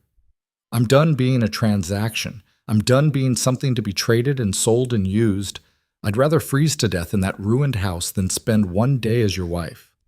"But your reputation—" Thomas was grasping now, scrambling for any argument that might work. If you refuse me now, publicly, you'll never be accepted back into society. You'll be ruined forever. Clara laughed, and it echoed across the silent square. I'm already ruined, Thomas. You saw to that when you left me at the altar. The difference is, now I'm ruined on my own terms. She turned to walk away, the conversation clearly finished as far as she was concerned. But Thomas wasn't done. He lunged forward and grabbed her arm, his fingers digging in hard enough to bruise. You selfish bitch, he hissed, all pretense of civility evaporating. You think you're better than me? You're nothing. A dried-up spinster playing at being a farmer in a house that's falling down around your ears. You'll come crawling back eventually, and when you do, I won't be there. Adrian was off his horse and crossing the square before Clara could even process what was happening. He moved with shocking speed for a man his size, and when he reached Thomas, he yanked the smaller man away from Clara with enough force to send him stumbling backward. Touch her again, Adrian said quietly, and I'll break every bone in your hand. Thomas straightened, trying to reclaim some dignity. And who are you to threaten me? Her keeper? Her neighbor, Adrian said. And her friend. And someone who has no patience for entitled children who can't accept when they've lost. Lost? Thomas's laugh was ugly. You think I've lost? Look at her. She's one bad winter away from starvation. She has no friends, no family, no prospects. I'm offering her a way out, and she's too proud and stupid to take it. She's too smart to take it, Adrian corrected. Now leave, before I have you removed. You can't tell me what to do. This is a public space, and I have as much right— Actually, you don't. Adrian's voice remained calm, but there was iron beneath it. This village sits on land I own. The square, the shops, even the road you rode in on. Which means I absolutely can tell you to leave. And I'm doing so now. Thomas's face went through several shades of red before settling on an ugly purple. This isn't over, Clara. You hear me? This isn't over. He mounted his horse with none of his earlier grace, nearly falling twice before he managed to get seated. Then he spurred the animal into motion, galloping out of the village with a recklessness that sent mud flying and forced several villagers to scramble out of the way. The crowd began to disperse, their voices rising in excited chatter. Clara stood frozen, her arm still throbbing where Thomas had grabbed her, her mind trying to catch up with everything that had just happened. Clara? Adrian's hand touched her shoulder gently. Are you all right? I just publicly refused the only marriage proposal I'm ever likely to receive, Clara said, her voice sounding distant even to her own ears. I think I'm either the bravest person alive or the biggest fool in England. The former, Adrian said firmly. Definitely the former. Clara looked up at him, this man who'd appeared in her life like an answer to a question she hadn't known to ask. Why do you keep helping me? What do you get out of it? Adrian was quiet for a long moment. When he spoke, his voice was careful, measured. When I was younger, I was engaged to a woman my family chose for me. Beautiful, accomplished, exactly what a duchess should be. I was miserable every day I spent with her, but I was going to go through with it anyway because that's what was expected, what was proper. He paused, his jaw tight with memory. She died 2 weeks before the wedding, riding accident, and I felt nothing but relief, which made me the worst kind of monster. But it also freed me. Let me live the life I actually wanted instead of the one everyone else had planned. I'm sorry, Clara said softly. Don't be. The point is, I know what it's like to be trapped by other people's expectations, and I know how rare it is to meet someone brave enough to break free. He met her eyes. You deserve someone who helps you because they want to, not because they want something from you. I'm trying to be that someone. Before Clara could respond, Jack appeared at her elbow. Miss Whitmore, Mrs. Hedgeway wants you to come to the tavern. Says there's something you need to hear. Clara exchanged a glance with Adrian, then followed Jack through the thinning crowd. The tavern was warm after the brutal cold of the square, and Mrs. Hedgeway stood behind the bar with her arms crossed and her expression grave. Sit, she ordered, and Clara sat. Mrs. Hedgeway poured 2 glasses of something amber and pushed one toward Clara. Drink that. You'll need it. Clara obeyed, and the liquid burned going down but spread warmth through her chest. What's this about? Your parents were here yesterday, Mrs. Hedgeway said bluntly, asking questions, making offers. Clara's stomach clenched. What kind of offers? Money. To anyone who'd testify that you're mentally unfit, that you're a danger to yourself, that you need to be removed from Bramble Hill for your own good. Mrs. Hedgeway's expression was disgusted. Wanted to have you declared incompetent so they could seize control of your property. The room tilted. Clara gripped the edge of the bar to steady herself. Did anyone accept? Mrs. Crawford did, Mrs. Hedgeway said. That bitter old crow would sell her own mother for $5,000. She's already signed some document swearing you're mad as a March hare. Who else? Clara asked, though she wasn't sure she wanted to know. Just her, far as I can tell. Most folks think you're stubborn and probably doomed, but they don't think you're crazy. Mrs. Hedgeway leaned forward. But here's the thing. It only takes one witness if that witness is deemed credible. And Mrs. Crawford, for all her faults, is a respected businesswoman in this village. A judge might listen to her. Adrian, who'd followed them inside, spoke up. When's the hearing? 3 days. They're bringing in a magistrate from York. Mrs. Hedgeway's voice was grim. Your parents are moving fast. Clara's mind raced. 3 days. 3 days to prove she wasn't insane, wasn't incompetent, wasn't a danger to herself. 3 days to convince a magistrate that a woman living alone in a ruined house and refusing a perfectly good marriage proposal was making rational decisions. It was impossible. I need evidence, she said, thinking aloud. Evidence that I'm making Bramble Hill functional, that I have plans, resources, support. The house is still barely livable, Adrian pointed out gently.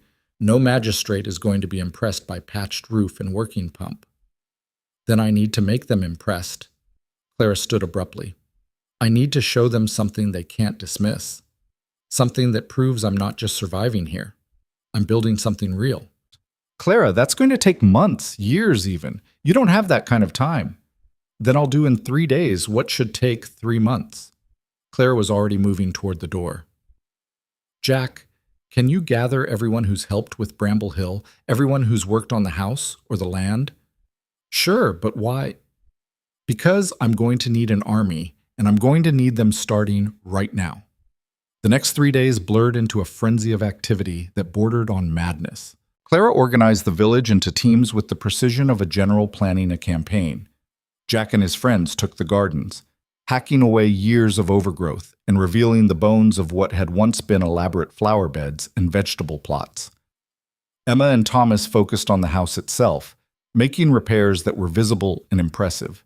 New shutters, a properly hung front door, windows that actually closed. Adrian contributed labor from his own estate.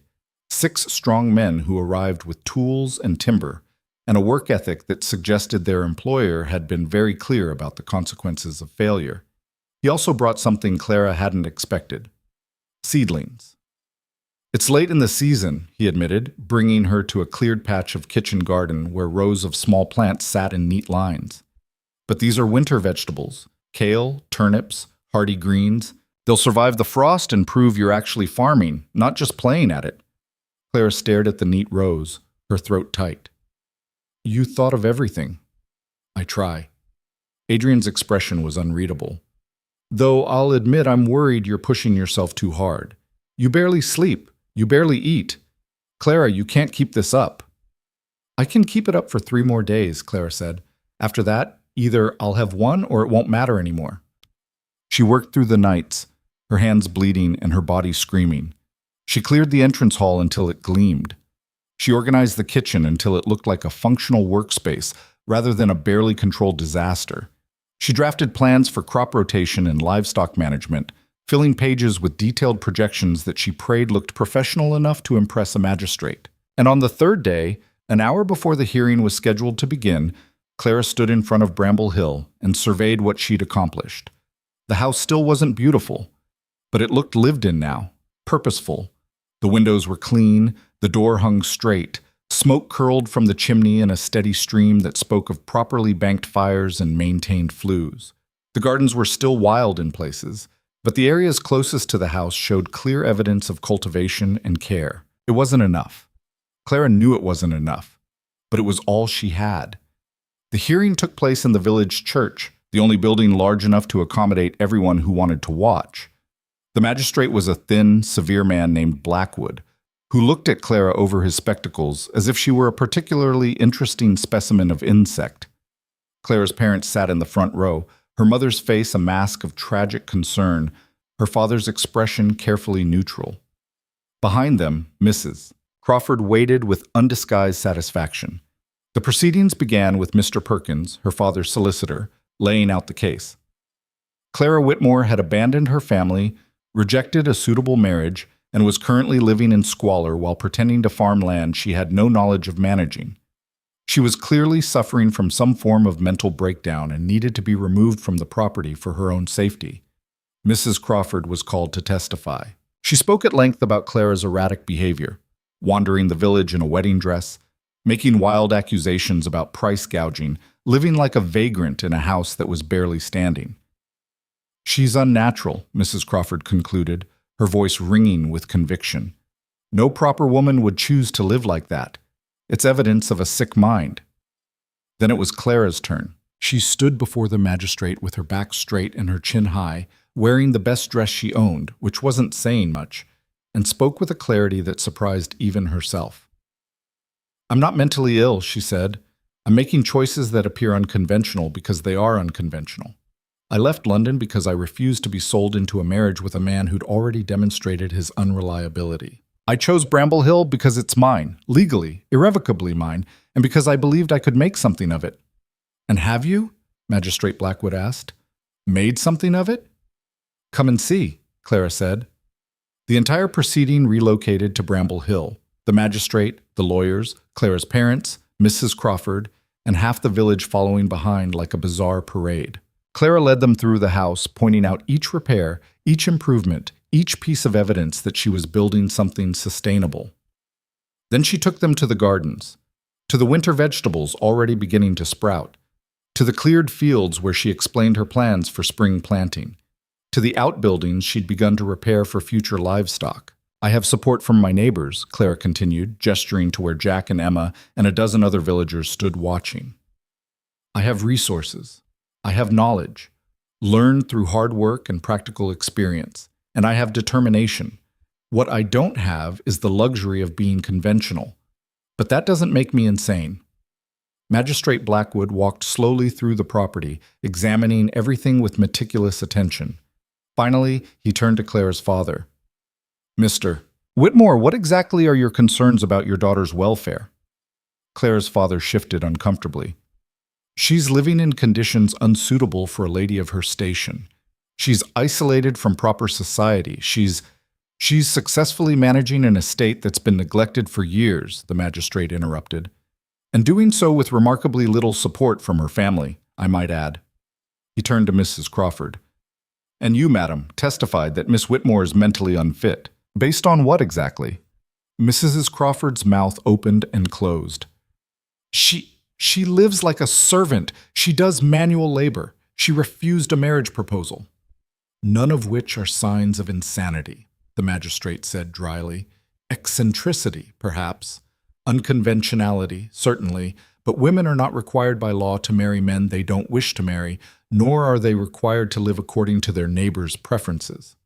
He pulled out a document and began writing. The silence was absolute as everyone waited. Finally, he looked up. "I find no evidence of mental incompetence. Miss Whitmore's choices may be unusual, but they appear to be made with full awareness and rational planning. The petition for guardianship is denied." Clara's knees nearly buckled with relief. Around her she heard gasps, some disappointed, some pleased. Her mother let out a small, anguished sound, but her father wasn't finished. "Then I'm formally contesting the inheritance," he announced, his voice carrying across the garden. "My mother was not in her right mind when she made that will. The property should have passed to me, her son, not to my daughter. I'm filing a claim with the courts to have the entire inheritance overturned." The magistrate frowned. "That's a separate matter entirely, Mr. Whitmore, and not within my jurisdiction." "But it will be within someone's jurisdiction," her father said. "And when they examine the will, they'll see what I see. That my mother was trying to spite me from beyond the grave by leaving valuable property to a granddaughter she barely knew." Clara's blood ran cold. He was right. The inheritance could be contested, and unlike the competency hearing, a will dispute could drag on for years. Years during which she'd have no legal standing to stay at Bramble Hill. Years during which she'd have to prove not just her own sanity, but her grandmother's intentions. She'd won this battle, but the war was far from over. That night, after everyone had left, Clara sat alone in her kitchen and tried not to scream. She'd done everything right. She'd fought and worked and proven herself, and it still wasn't enough. Her father would tie her up in legal proceedings until she ran out of money or hope or both. He'd make Bramble Hill so toxic that no amount of hard work could overcome the shadow of contested ownership. The knock on the door startled her so badly she nearly knocked over her teacup. Adrian stood on the steps, snow beginning to dust his dark hair. "I saw your light. Thought you might want company." Clara let him in, too exhausted to maintain the fiction that she was fine. They sat at her small kitchen table, and for a long time neither of them spoke. Finally, Adrian said, "There's a way to stop him." Clara looked up. "What?" "Marry me." The world seemed to stop. "I know it's sudden," Adrian continued quickly. "And I know you just refused one marriage proposal and probably have no interest in entertaining another. But hear me out. If we marry, Bramble Hill becomes part of my estate through you. Your father can't contest an inheritance that's been legally transferred through marriage to a peer. The dukedom trumps his claim." "That's..." Clara's mind was spinning. "That's a terrible reason to get married." "It's a practical reason," Adrian corrected. "Which isn't the same thing. Look, I'm not asking you to love me. I'm not even asking you to particularly like me. I'm offering a legal solution to an impossible problem." "Why?" Clara asked. "Why would you tie yourself to me, to this disaster?" Adrian was quiet for a moment. When he spoke, his voice was softer than she'd ever heard it. "Because you remind me what courage looks like.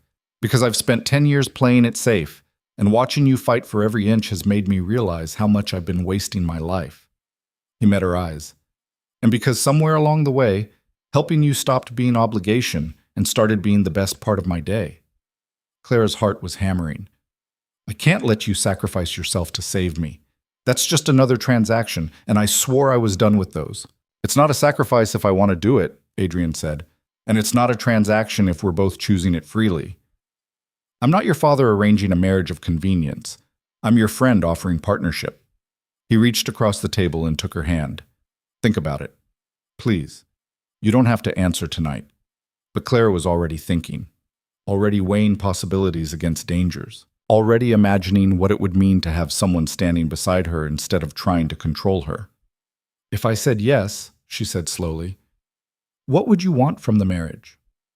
"Honesty," Adrian said immediately, "and your company, when you're willing to give it. I'm not interested in a wife who exists to decorate my home or produce heirs. I'm interested in a partner who challenges me and makes me want to be better than I am." "That's a very small ask for a very large sacrifice." "It's not a sacrifice," Adrian repeated firmly.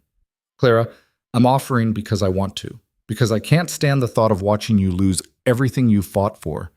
Because..." He stopped, seemed to struggle with something, then continued.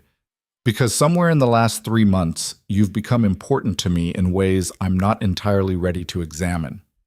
The honesty in his voice was like a physical touch. Clara felt tears prick her eyes and blinked them back furiously. "I need time," she said. "Take all the time you need. I'll be here." He stood to leave, but Clara's hand shot out and caught his wrist. "Adrian, thank you for everything." He smiled and it transformed his entire face. "Thank you for letting me help. It's been an honor." After he left, Clara sat in her kitchen and watched the fire burn low. Outside, snow was beginning to fall in earnest, covering Bramble Hill in a blanket of white that made it look almost beautiful. She thought about her grandmother, who'd chosen to leave this place to Clara instead of her son. She thought about the life she'd been raised for, soft and safe and completely suffocating. She thought about the last 3 months and everything she'd learned about herself. And she thought about Adrian Hale, offering partnership instead of rescue, asking for honesty instead of obedience. The decision crystallized in her mind with startling clarity. She stood, grabbed her coat, and walked out into the snow. Adrian's estate was 2 miles away, but Clara barely felt the cold. She walked with purpose, her mind clear for the first time in days. The house was dark except for one window on the second floor. Clara picked up a handful of pebbles and threw them at the glass. The window opened. Adrian looked out, his expression transforming from confusion to concern to something else when he saw her standing in the snow. "Clara? What? Yes?" she called up. "My answer is yes. If you're serious about the offer, if you meant what you said, then yes. I'll marry you." Adrian disappeared from the window. Moments later, the front door flew open and he was running across the snow in his shirt sleeves, his face blazing with something that looked like joy. "You're sure?" he asked, reaching her. "This is what you want?" "I'm terrified," Clara admitted. "But I'm also sure. I trust you, Adrian, and that's worth more than any amount of safety or convention." He pulled her into his arms, and Clara let herself be held, let herself feel protected without feeling trapped. Snow fell around them, turning the world into something clean and new. "We'll do this properly," Adrian said against her hair. "Courting and announcements and everything you deserve. I won't rush you into tomorrow," Clara interrupted. "Let's get married tomorrow, before my father can file his claim, before anything else can go wrong." Adrian pulled back to look at her. "Are you sure?" Clara thought about Thomas, kneeling in the mud and begging. She thought about her parents, trying to control her even from a distance. She thought about every time in her life she'd chosen safety over happiness. "I've never been more sure of anything," she said, and she meant it. But as they walked back to Bramble Hill through the snow, neither of them saw the figure watching from the darkness beyond the gates. Neither of them heard the muttered curse or saw the flash of rage on Thomas Ashford's face. He'd been waiting, watching, and now he'd seen everything. The game, he decided, was not over, not by a long shot. Thomas Ashford watched from the shadows as Clara Whitmore disappeared into the darkness with Duke Adrian Hale, their voices carrying across the snow-covered landscape in tones of intimacy that made his stomach churn with rage. He'd come back to Ashford Vale with one purpose: to reclaim what should have been his. Clara was supposed to be desperate by now, broken by isolation and winter's brutality. She was supposed to see him as salvation, not reject him in front of an entire village like he was something diseased. And now she was marrying a duke, a man with actual power, actual wealth, actual everything that Thomas no longer had. The unfairness of it burned in his chest like acid. He turned his horse toward the village tavern, his mind already calculating. There had to be a way to stop this. Some leverage he could use, some secret he could exploit. Clara Whitmore had humiliated him twice now. He wasn't going to let there be a third time. The wedding took place at dawn. Clara stood in Adrian's private chapel wearing a simple blue dress that Emma had altered to fit properly, her hair pinned up with wild flowers that had somehow survived the first frost. There were no guests beyond Jack and Emma as witnesses, no elaborate ceremony, no performance for society's benefit. Just two people making a choice. The minister, a kind-faced man named Father Benedict, who'd known Adrian since childhood, spoke the traditional words with genuine warmth. When he asked if Clara took Adrian as her husband, she looked into those storm-gray eyes and said, "I do," without hesitation. Adrian's hands were steady when he slipped the ring onto her finger, a simple band of gold that had belonged to his grandmother. "I promise," he said quietly, "to never make you regret this choice." "I promise," Clara replied, "to make sure you don't regret it either." Father Benedict smiled. "Then by the authority vested in me, I pronounce you husband and wife. You may kiss the bride." Adrian leaned down, his expression questioning. Clara nodded slightly, and he brushed his lips against hers, gentle, respectful, but with an undercurrent of something deeper that made her pulse quicken. When they pulled apart, Emma was crying, and Jack was grinning like a fool. "Congratulations, Your Grace," Father Benedict said to Clara, and it took her a moment to realize he was talking to her. She was a duchess now. The girl who'd been abandoned at an altar 3 months ago was now one of the most powerful women in England. The absurdity of it almost made her laugh. They held a small breakfast in Adrian's dining room, nothing elaborate, just eggs and toast and tea that tasted better than anything Clara had eaten in weeks. Adrian had been quiet since the ceremony, and Clara found herself studying him across the table, trying to read his expression. "What are you thinking?" she asked finally. Adrian looked up, seemingly startled by the question. "That this is possibly the strangest and best decision I've ever made." "Strange I'll accept," Clara said. "But best? You married a scandalous woman with no fortune and a crumbling estate. Most people would call that a disaster. Most people are idiots." Adrian set down his teacup. Clara, I need you to understand something. I didn't marry you to save you. I married you because you're the most interesting person I've met in 10 years, and I was tired of being bored. Bored? Clara repeated. You were bored. Devastatingly so. My life was predictable, comfortable, and utterly devoid of anything resembling excitement or purpose. He leaned forward. Then you arrived in a wedding dress, and suddenly everything got interesting. I've repaired roofs, organized work crews, threatened solicitors, and generally had more genuine human interaction in 3 months than I've had in the previous 3 years. So yes, strange, but definitely best. Clara felt warmth spreading through her chest that had nothing to do with the tea. What happens now? Now, Adrian said, standing and extending his hand, we go to London. Clara's stomach dropped. London? Adrian, I can't. The scandal, my parents, are about to learn exactly what happens when you try to destroy a duchess. Adrian finished. Your father filed his claim yesterday. We received the formal notice this morning. He's alleging that your grandmother's will was invalid and demanding that Bramble Hill be returned to him as the rightful heir. So we're going to fight him in court, Clara said, her voice steadier than she felt. We're going to destroy his case before it even begins. Adrian's expression had gone cold, calculating. I've already contacted my solicitors. By this afternoon, they'll have filed a countersuit claiming harassment and false testimony. We're also going to investigate Mrs. Crawford's finances. I want to know exactly how much your parents paid her to lie. That's... Clara searched for the right word. Ruthless. Yes, Adrian agreed, and necessary. Your parents have spent your entire life treating you like property. It's time they learned that property can fight back. They arrived in London 2 days later, and the city received them with all the subtlety of a pack of wolves scenting blood. News of Clara's marriage had spread faster than fire through dry timber. By the time their carriage pulled up to Adrian's London townhouse, a massive building in Mayfair that made Clara's parents' home look like a cottage, there were already reporters gathered on the street. Duchess Hale, is it true you married the Duke within days of refusing another proposal? Miss Whitmore, what do you say to allegations that you manipulated Duke Hale into marriage? Your Grace, how does it feel to go from jilted bride to duchess in less than 4 months? Adrian's staff had clearly been warned. The footmen formed a human shield that got them from the carriage to the door without Clara having to speak to any of the shouting journalists. But their voices followed her inside, and she couldn't shake the feeling that she'd just walked into a different kind of battlefield. The townhouse was everything Bramble Hill wasn't. Pristine, elegant, perfectly maintained. A housekeeper named Mrs. Winters greeted them with the kind of professional warmth that came from years of managing aristocratic households. Your rooms are prepared, Your Grace, she said to Clara.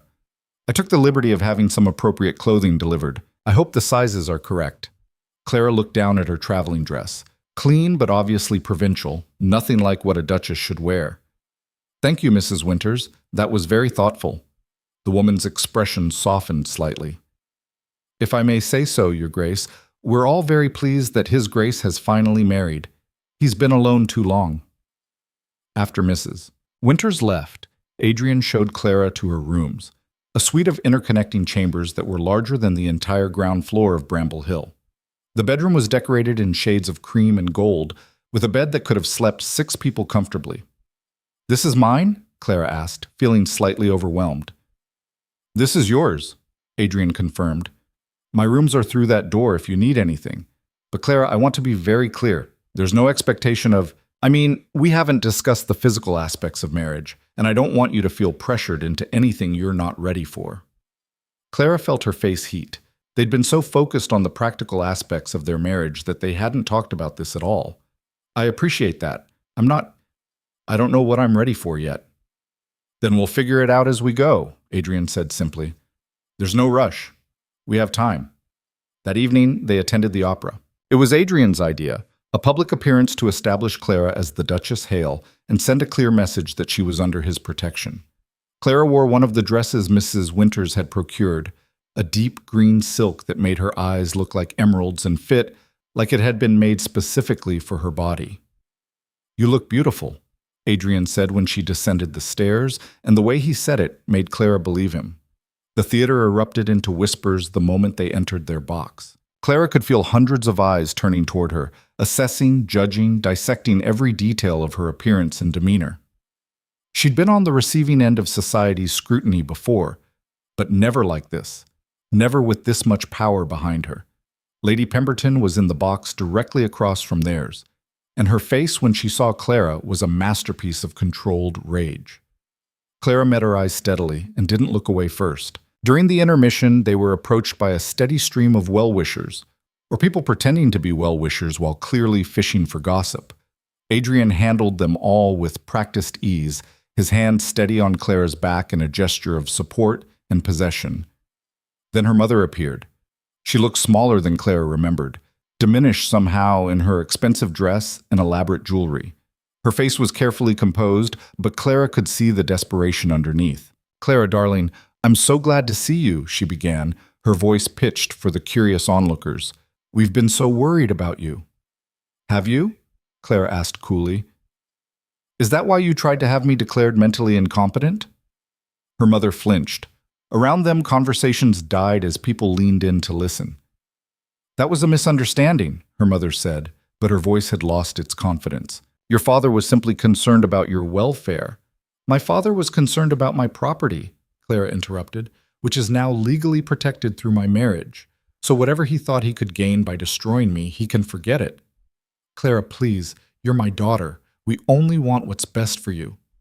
"If you wanted what was best for me, you wouldn't have tried to sell me to Thomas Ashford," Clara said, and she didn't bother to lower her voice. "You wouldn't have shown up at my home trying to bribe villagers into calling me insane.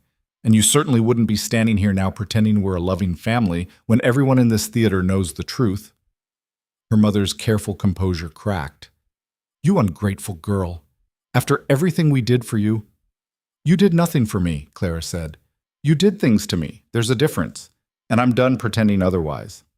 Adrian stepped forward slightly, his presence a silent but unmistakable warning. Clara's mother took a step back, seemed to realize she was losing this confrontation badly, and retreated with what little dignity she had left. The theater was buzzing now. Clara could practically feel the gossip spreading like ripples in a pond. Tomorrow, every drawing room in London would be discussing the confrontation between the jilted bride-turned-duchess and her social climbing mother. "That was magnificent," Adrian murmured in her ear. "Remind me never to get on your bad side." Clara discovered she was shaking, but it was from exhilaration rather than fear. "I've never done anything like that before." "You should do it more often. You're terrifying when you're honest." The second half of the opera was a blur.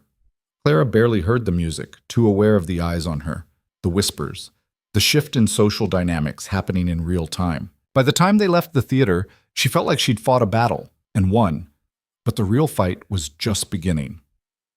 The next morning, Thomas Ashford showed up at the townhouse.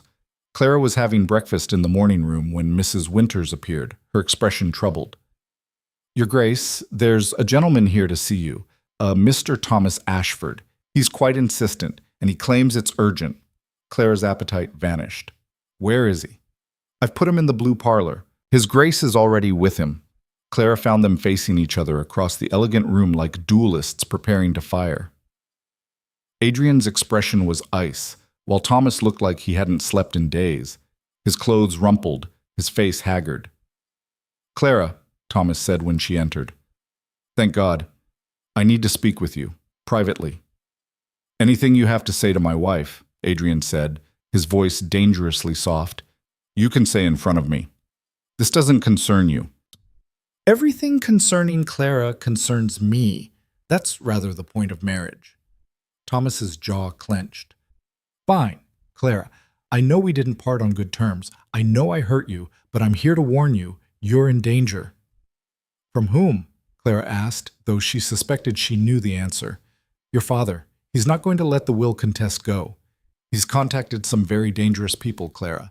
People who specialize in making problems disappear." Thomas stepped closer, and Clara could smell alcohol on his breath. "He's planning something. I don't know what exactly, but I heard him talking to his solicitor about permanent solutions and unfortunate accidents."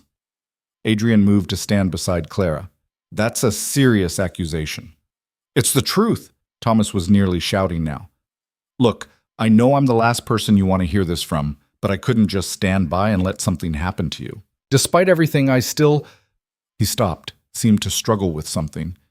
I still care about you, Clara. Enough to warn you, even though I know you hate me. Clara studied him carefully.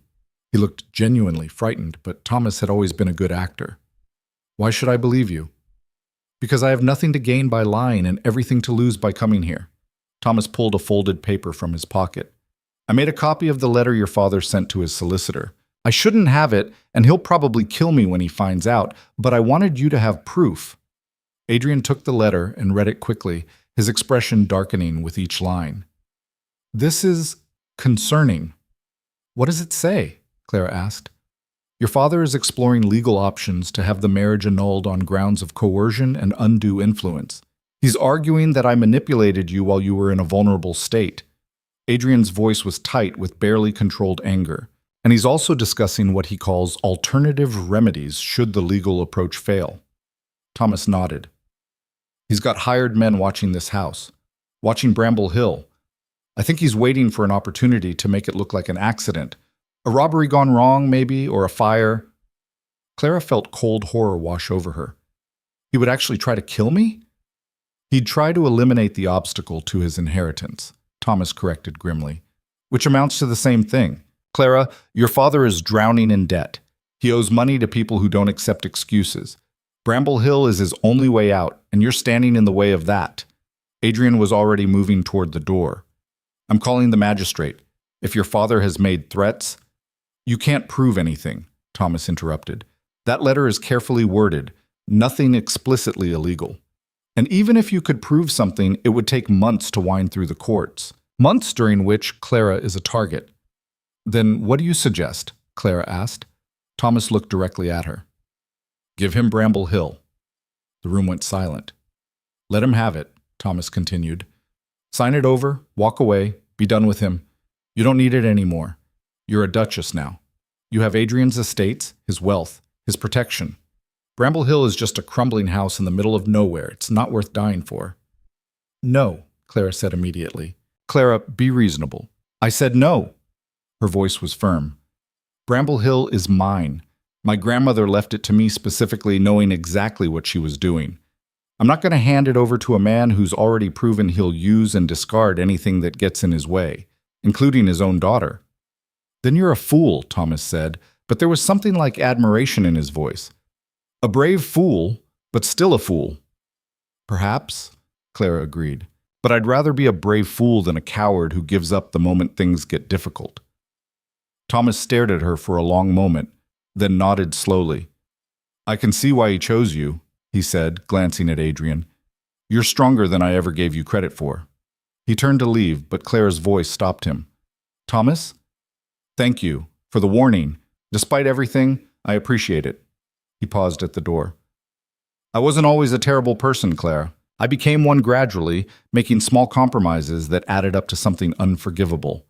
Don't let your father turn you into what I became. Don't let him win.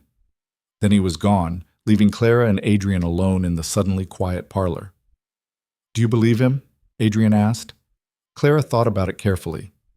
I believe he's scared. Whether that's because my father is actually dangerous, or because Thomas has his own reasons for wanting to cause trouble, I don't know. But I can't afford to ignore the warning. Neither can I. Adrian's expression had gone calculating again. We need to move faster than your father expects. Force his hand before he can make his move. How? By making Bramble Hill worthless to him. Adrian crossed to the desk and pulled out paper and pen. We're going to establish a trust. Bramble Hill will be placed in a legal entity that can't be inherited, sold, or transferred except under very specific circumstances. Even if something happens to you, your father won't be able to touch it. Can we do that? We can do anything we want. The advantage of being a duke is that laws tend to be very flexible when you have enough money and influence. He was already writing, his hand moving swiftly across the page. We'll also need to increase security. I'm bringing in men from my estate, former soldiers, all of them. They'll watch the townhouse in Bramble Hill around the clock. Clara felt something loosening in her chest, relief, perhaps, or the simple comfort of knowing she wasn't facing this alone. You don't have to do all this. Yes, I do. You're my wife, Clara. Protecting you isn't a burden. It's literally my job now. He looked up from his writing and his expression softened. Besides, I'm beginning to realize I want to. Not because I have to, but because the thought of anything happening to you makes me physically ill. Before Clara could respond to that stunning admission, Mrs. Winters appeared in the doorway again, looking even more troubled than before. Your Grace? There's a group of women here to see Her Grace. They say they're from the Ladies' Reform Society, and they're quite insistent about speaking with the Duchess immediately. Clara and Adrian exchanged glances. Show them in, Clara said, straightening her shoulders. 5 women entered the parlor, all dressed in the kind of severe, practical clothing that marked them as reformers rather than society ladies. The leader was a tall woman with iron-gray hair and eyes like steel. Your Grace, she said, addressing Clara directly. I'm Margaret Thornton, president of the Ladies' Reform Society. We followed your story with great interest, and we'd like to offer our support. Clara blinked in surprise. Support? You've become something of a symbol, another woman explained. She was younger, with kind eyes and a notebook clutched in her hands. A woman who refused to be sold into marriage, who chose independence over security, who built something from nothing, despite everyone telling her she'd fail. That's powerful, Your Grace. And it's exactly the kind of example we've been trying to set for years. I'm not trying to be an example, Clara said. I'm just trying to survive. That's what makes it authentic, Margaret said. You didn't set out to be a revolutionary. You just refused to be a victim. And now you're using your new position to fight back against the very people who tried to destroy you. She leaned forward, her expression intense. We want to help. We have resources, lawyers, investigators, connections. And we have something your father doesn't expect. A network of women who are very, very angry about how you've been treated. Adrian stepped forward. What exactly are you proposing? A full investigation into Mr. Whitmore's finances and dealings. If he's threatening violence against his own daughter, we want to know. We want to expose it. And we want to make sure that every other father thinking about treating his daughter like property understands there will be consequences. Margaret's smile was sharp. We also want to support the Bramble Hill Trust. Make it a model for other women's inheritances. Show that it's possible to protect property from predatory relatives. Clara felt something shifting inside her, the realization that this had become bigger than just her personal fight. You want to turn my story into a campaign. We want to turn your story into a precedent, Margaret corrected, one that makes it harder for the next desperate father to destroy his daughter's future. Will you let us help? Clara looked at Adrian, who gave a slight nod. Your choice. She thought about her grandmother, leaving Bramble Hill specifically to her instead of her father. She thought about every girl who'd been sold into marriage because she had no other options. She thought about the Clara who'd stood at that altar 4 months ago, alone and humiliated and certain her life was over. Yes, she said. Yes, you can help, and thank you. The investigation took less than a week. Margaret Thornton's network of reformers proved to be devastatingly efficient. They uncovered gambling debts, forged documents, a mistress in Brighton who'd been promised marriage once Mr. Whitmore's financial situation improved. They found evidence of threats made to potential witnesses, bribes paid to officials, and a pattern of coercion that stretched back years. And they found the hired men Thomas had warned about, 2 unsavory characters with criminal records who'd been paid to watch both the townhouse and Bramble Hill, with a substantial bonus promised if problems were resolved permanently. When the evidence was presented to the magistrate, Mr. Whitmore's carefully constructed case collapsed like a house of cards. The will contest was thrown out. The threats were formally investigated, and Clara's father found himself facing potential criminal charges that would almost certainly ruin what little remained of his reputation. Clara received word of her father's downfall while having tea with Margaret Thornton and several other society ladies who'd suddenly decided the young Duchess was worth knowing. She read the letter twice, trying to process the fact that it was actually over. How do you feel? Margaret asked quietly. Strange, Clara admitted. I thought I'd feel triumphant. Instead, I just feel sad. He's still my father. A father who tried to have you killed, one of the other ladies pointed out. I know, but that doesn't make it hurt less. Clara set down the letter. I spent my whole life trying to be what he wanted. It's hard to accept that nothing I did would ever have been enough. That's his failing, not yours, Margaret said firmly. And now you're free of it. Free to build whatever life you want, with whatever principles you choose. That's worth more than any amount of paternal approval. That evening, Adrian found Clara in the library, staring out at the London skyline as gas lamps flickered to life across the city. "Penny for your thoughts?" he asked. Clara turned to him. "I was thinking about Bramble Hill, about how much work there's still to do. We can hire people to do it. You don't have to break your back anymore." "I want to, though." Clara struggled to put the feeling into words. "Those 3 months I spent there before you came along, they were the hardest of my life. But they were also the first time I felt like I was actually living instead of just existing. I want to go back, not to run away from London, but because it's mine and I want to make it beautiful." Adrian was quiet for a moment. "Then we'll go back, together. We'll split our time between London and Bramble Hill. You can build your estate into whatever you want it to be, and I'll help however I can." "You'd do that? Give up the convenience of the city to live in a half-ruined house in the middle of nowhere? Clara, have you not been paying attention?" Adrian crossed to her, taking her hands in his. "The last 4 months have been the most interesting of my entire life. I've repaired roofs, threatened people, married a scandalous woman, and discovered I'm quite good at agricultural planning. I'm not giving that up to sit in London attending boring dinners and pretending to care about politics." He pulled her closer. "Besides, I find I rather like the country, and I'm finding I rather like being married to you." Clara's heart was pounding. "Adrian, I know we agreed to take things slowly," he continued, "and I meant that, but I want you to know that somewhere along the way, this stopped being a marriage of convenience for me. I look forward to seeing you every morning. I miss you when you're in another room, and the thought of spending the next 40 years building a life with you doesn't feel like a sacrifice. It feels like the best possible future I could imagine." Clara swallowed hard against the emotion rising in her throat. "I'm not good at this, at trusting, at believing someone could want me for myself instead of what I represent."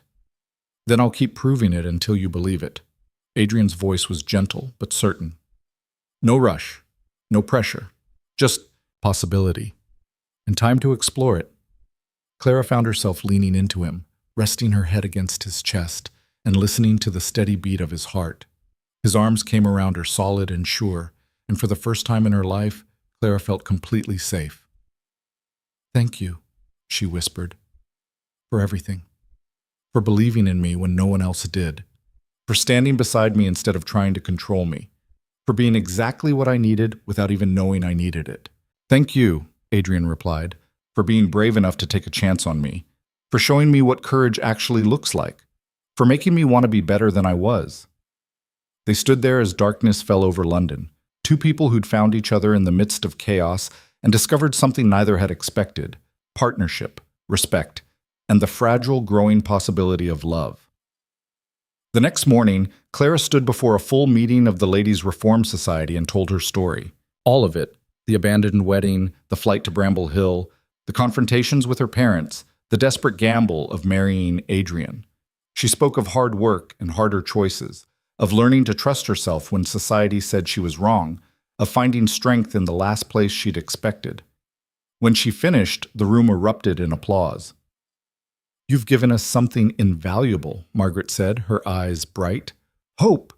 Proof that it's possible to choose a different path and survive it. That women don't have to accept what they're given. They can fight for what they deserve." "I didn't do it alone," Clara said. "I had help. From friends like Eleanor Hartwick and Jack and Emma, from Adrian, from all of you. That's the real lesson, that none of us have to face these battles alone. There are people willing to help if we're brave enough to ask." The society voted unanimously to make Bramble Hill their headquarters for rural reform efforts.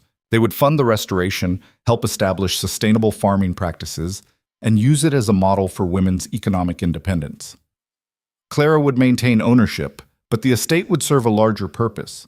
It was more than Clara had dreamed possible 4 months ago when she'd arrived in a wedding dress with nothing but 40 pounds and desperate hope. That night, as she and Adrian prepared to return to Bramble Hill, Clara stood one last time in the London townhouse and thought about the girl she'd been. That girl was gone. She'd died at an altar in St. James Cathedral, humiliated and abandoned and certain her life was over. In her place stood someone new, Someone harder, wiser, braver.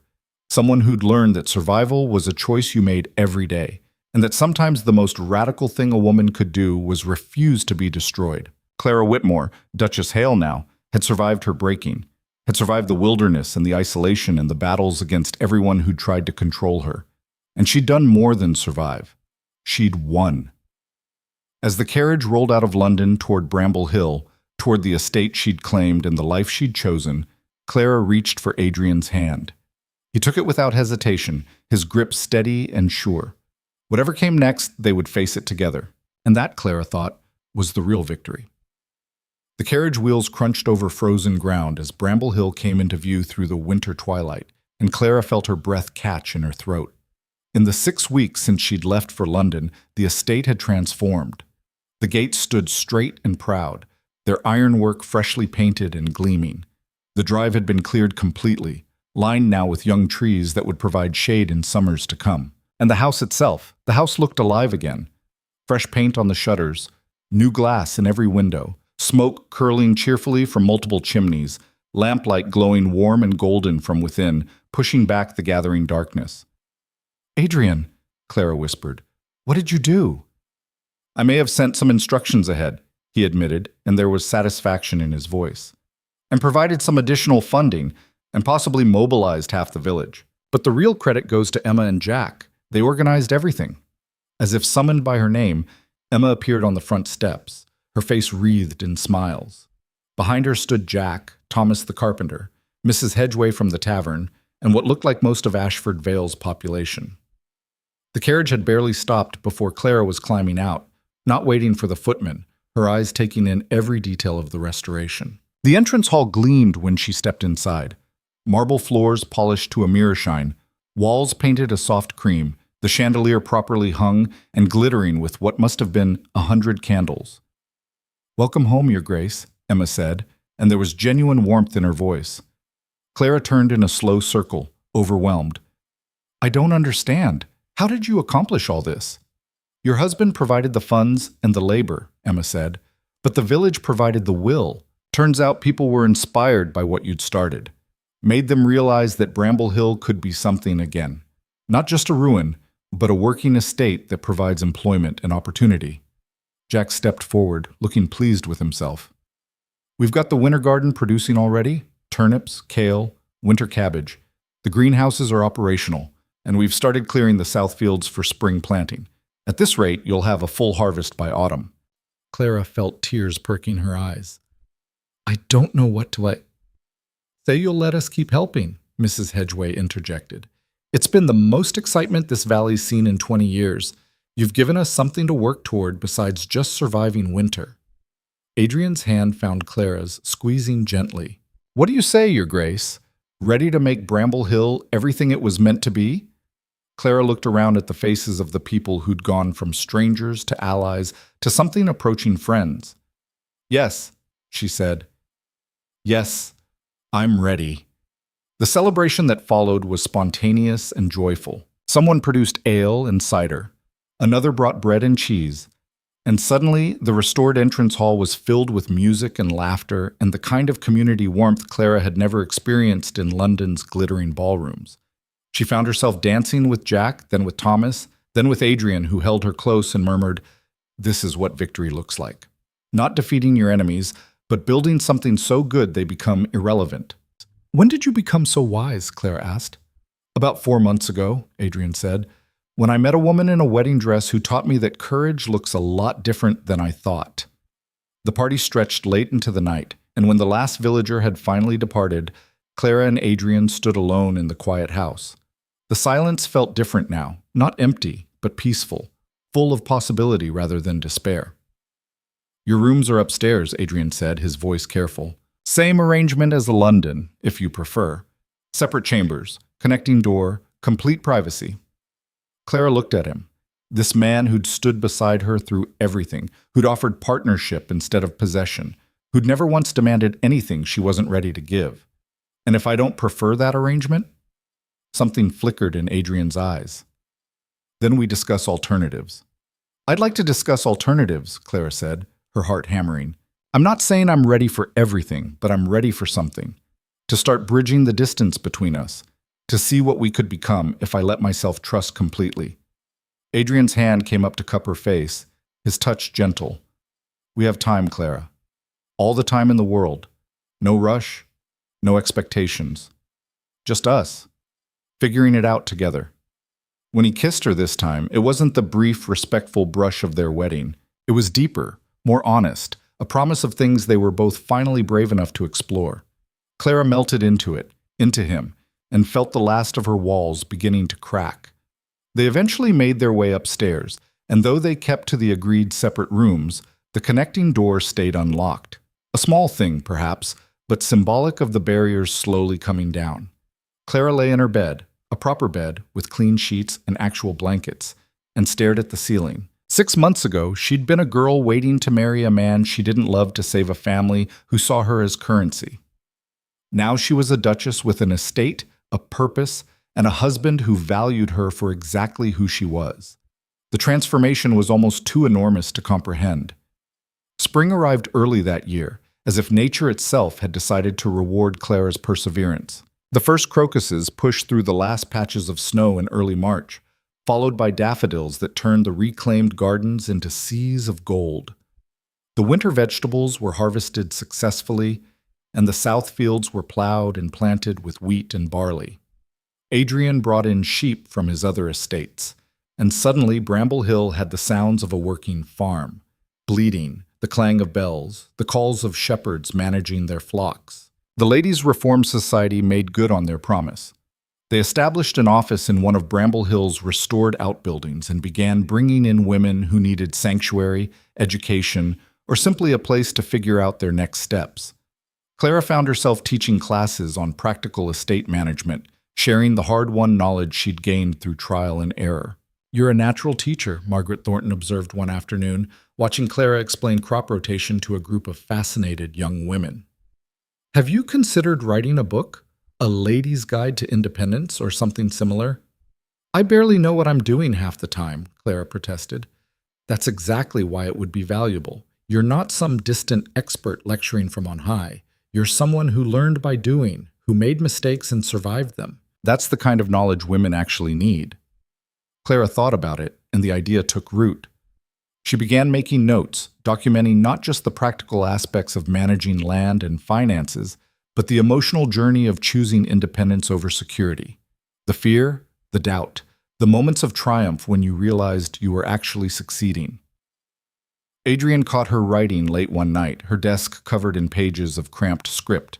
"You're really doing it," he said, reading over her shoulder. "The book." "Maybe," Clara said, "if I can make it coherent. Right now it's just scattered thoughts and memories." "It's your story," Adrian said, "and your story matters, not just for what you accomplished, but for how you did it, with honesty and courage and a refusal to accept what everyone else said was inevitable." The manuscript grew slowly but steadily. Clara wrote about the wedding that never happened, the flight to Bramble Hill, the brutal winter of survival. She wrote about learning to trust her own judgment, about finding strength in unexpected places, about the people who'd helped when they had no reason to. And she wrote about Adrian, though she changed his name and their circumstances enough that he wouldn't be immediately recognizable. Wrote about what it meant to find partnership instead of ownership, respect instead of control, love that grew from mutual choice rather than social obligation. By midsummer, Bramble Hill had become something remarkable. The gardens were fully restored, bursting with flowers and vegetables in equal measure. The house gleamed inside and out, every room functional and beautiful. The fields were green with growing crops that swayed in the wind like ocean waves. But the estate's transformation attracted attention beyond the valley. Clara was in the garden harvesting peas when Mrs. Winters appeared with a concerned expression. "Your Grace, there are visitors from London. They're insisting on seeing you immediately." Clara's stomach clenched. "Who?" "A Mr. and Mrs. Whitmore," Mrs. Winters said carefully. "And they've brought someone with them, a young lady." Her parents. Clara hadn't seen or heard from them since the investigation had destroyed her father's case. She'd assumed they were too ashamed or too angry to ever contact her again. She found them in the drawing room looking diminished and uncomfortable in the elegant space. Her father had aged visibly, his hair now more gray than brown, his face lined with stress. Her mother's elaborate dress looked out of place against Bramble Hill's comfortable elegance.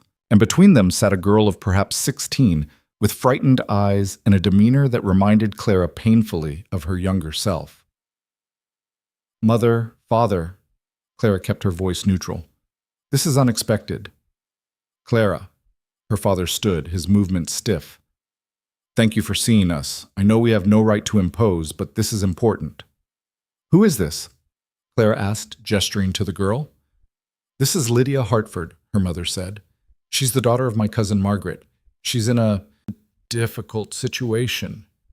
Lydia spoke for the first time, her voice barely above a whisper. "They want to marry me to a man old enough to be my grandfather. He's wealthy but cruel, and I'm terrified. My parents say I have no choice, that it's already been arranged." Clara felt ice forming in her chest. "And why are you bringing her to me?" Her father cleared his throat awkwardly. "Because of what you did, what you've become. We hoped that you might help her the way we couldn't help you." The irony was so thick Clara could have choked on it. "You're asking me to help this girl escape the exact situation you tried to force me into?" "Yes," her father said, and for the first time in Clara's memory, he looked ashamed. "Clara, I can't undo what I did to you. I can't take back the years of treating you like property instead of a person. But watching what you built here, seeing what you've become despite, or perhaps because of, my failures, it made me realize how catastrophically wrong I was." "Words are easy," Clara said coldly. "What matters is action." "I know." Her father pulled an envelope from his coat and set it on the table. "I've dissolved my claim to Bramble Hill permanently. Signed documents with witnesses, filed with the courts. This estate is yours absolutely, with no possibility of future contest. It's the least I owe you, though I know it doesn't begin to make up for everything else." Clara stared at the envelope, but didn't touch it. "And Lydia?" "We hoped you might take her in," her mother said. "Teach her what you've learned. Help her find the courage to refuse this marriage." "She already has the courage," Clara said, looking at Lydia directly. "She just needs someone to believe in her, to show her that choosing herself isn't selfish, it's survival." Lydia's eyes filled with tears. "Will you help me?" Clara thought about herself at 16, already being groomed for a future she didn't want, already learning to silence her own voice in favor of others' expectations. She thought about the girl at the altar, about the woman who'd emerged from Bramble Hill's isolation, about all the women still trapped in situations they saw no way out of. "Yes," Clara said, "you can stay here as long as you need. Learn estate management, practical skills, financial independence, and when you're ready, we'll help you build whatever future you choose for yourself." Lydia broke down crying, relief, fear, gratitude all mixed together. Clara's mother dabbed at her own eyes with a handkerchief. Her father stood to leave. "Clara, before we go, I need you to know that I'm sorry. Truly, deeply sorry for everything. I convinced myself I was protecting you, ensuring your security, but really I was just trying to solve my own problems at your expense. You deserved better. You deserved a father who saw your strength instead of trying to control it." "You're right," Clara said. "I did deserve better. But I found it anyway, despite you. So your apology doesn't change what happened. It just means you finally understand the damage you did." "I know." Her father's voice cracked. "I don't expect forgiveness. I just wanted you to know that I see you now, really see you. And I'm in awe of what you've become." After they left, Clara found Adrian in his study. He looked up from his correspondence, immediately reading her expression. "What happened?" Clara told him everything: Lydia, the documents, her father's apology. When she finished, Adrian was quiet for a long moment. "How do you feel?" he asked finally. "Strange," Clara admitted. "Part of me wanted to refuse them, to send Lydia away just to prove they couldn't use me anymore, but that would make me just as cruel as they were." She sank into the chair across from his desk. "Besides, helping her isn't about them. It's about the girl I used to be, who had no one to show her there was another way." "You're going to change her life," Adrian said, "the way Eleanor changed yours. Eleanor gave me £40 and information. I'm giving Lydia something bigger, proof that it's possible to choose differently and survive the choosing. Lydia Hartford proved to be an apt student. She threw herself into learning everything Clara could teach, from managing household accounts to negotiating with merchants to the hard physical work of maintaining an estate. She joined the Reform Society classes, made friends with the other young women taking refuge at Bramble Hill, and slowly transformed from a frightened girl into someone with fire in her eyes. 3 months after her arrival, her parents came to retrieve her. They stood in Bramble Hill's entrance hall, looking shocked by their daughter's transformation, her practical dress, her confident bearing, her refusal to be cowed. "Lydia, darling, we've come to take you home," her mother said. "Mr. Pemberton has been very patient, but he's expecting an answer about the marriage soon." "Then you can tell Mr. Pemberton my answer is no," Lydia said clearly. "I'm not marrying him. I'm not marrying anyone I don't choose freely, and I'm not going back to a house where I'm treated like property." "You ungrateful girl," her father exploded. "We've given you everything." "You've given me nothing but a cage," Lydia interrupted. "Clara showed me what freedom looks like. I'm staying here." Her parents turned to Clara, faces red with indignation. "You've poisoned her against us, filled her head with ridiculous ideas about independence and choice." "I've shown her there are options," Clara corrected. "What she does with that information is her decision, but she's 16 now, nearly of age, and she has every right to refuse a marriage she doesn't want." "She has no money, no prospects. She has skills," Clara said. "I'm employing her as assistant estate manager. She'll have a salary, housing, and real work that will give her experience for whatever she chooses next. That's more than most young women can claim." Lydia's parents left in a fury, threatening legal action that never materialized. Lydia stayed, flourished, and eventually became one of the Reform Society's most effective advocates, a living example of what was possible when women were given real choices. By autumn, Clara's book was finished. She sent the manuscript to a publisher Margaret Thornton recommended, expecting rejection or at best polite disinterest. Instead, she received an enthusiastic acceptance letter and an offer of publication that made her gasp aloud. "They want to print 5,000 copies," she told Adrian, staring at the letter in disbelief. 5,000? Who's going to read 5,000 copies of my ramblings about estate management and refusing bad marriages?" "Everyone," Adrian said confidently. "Just wait." He was right. The Reclaimed Life, A Woman's Guide to Independence, published in November, and sold out within 3 weeks. The publisher ordered a second printing, then a third. Clara received letters from across England, from women trapped in bad marriages, from girls facing unwanted betrothals, from widows trying to manage estates alone. And they didn't just write asking for advice, they wrote to say thank you, to say that her story had given them courage, to say they'd started making different choices because she'd shown them it was possible. The book's success brought invitations, speaking engagements, requests for interviews, proposals to establish Reform Society chapters in other counties. Clara found herself traveling across England, telling her story to rooms full of women who listened with fierce attention. At one such event in Manchester, a young woman stood during the question period. "Your Grace, what would you say to someone who's afraid? Who knows they need to make a change but can't find the courage?" Clara thought about the girl at the altar, about the woman who'd climbed through a broken window into a ruined house, about every moment of terror and doubt she'd faced. "I'd say that courage isn't the absence of fear," she answered. "It's choosing to act despite the fear. You don't need to be fearless. You just need to take one step, then another, and surround yourself with people who believe in you even when you can't believe in yourself." The crowd erupted in applause, and Clara saw tears on many faces. On the journey back to Bramble Hill, Adrian took her hand. "You know you've become exactly what your grandmother hoped you'd be, don't you? Not a decoration or a transaction, but a woman who changes the world just by refusing to accept what she's given." Clara leaned against his shoulder, feeling the comfortable weight of their partnership. "I think she'd be proud, or at least satisfied that her estate is doing some good." "She'd be more than proud," Adrian said. "She'd be delighted that her granddaughter turned out to be dangerous." Clara laughed. "Dangerous.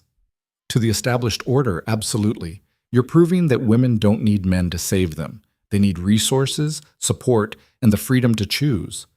That's revolutionary, Clara, and terrifying to anyone invested in maintaining control." Winter returned, but this time Clara faced it from a position of strength.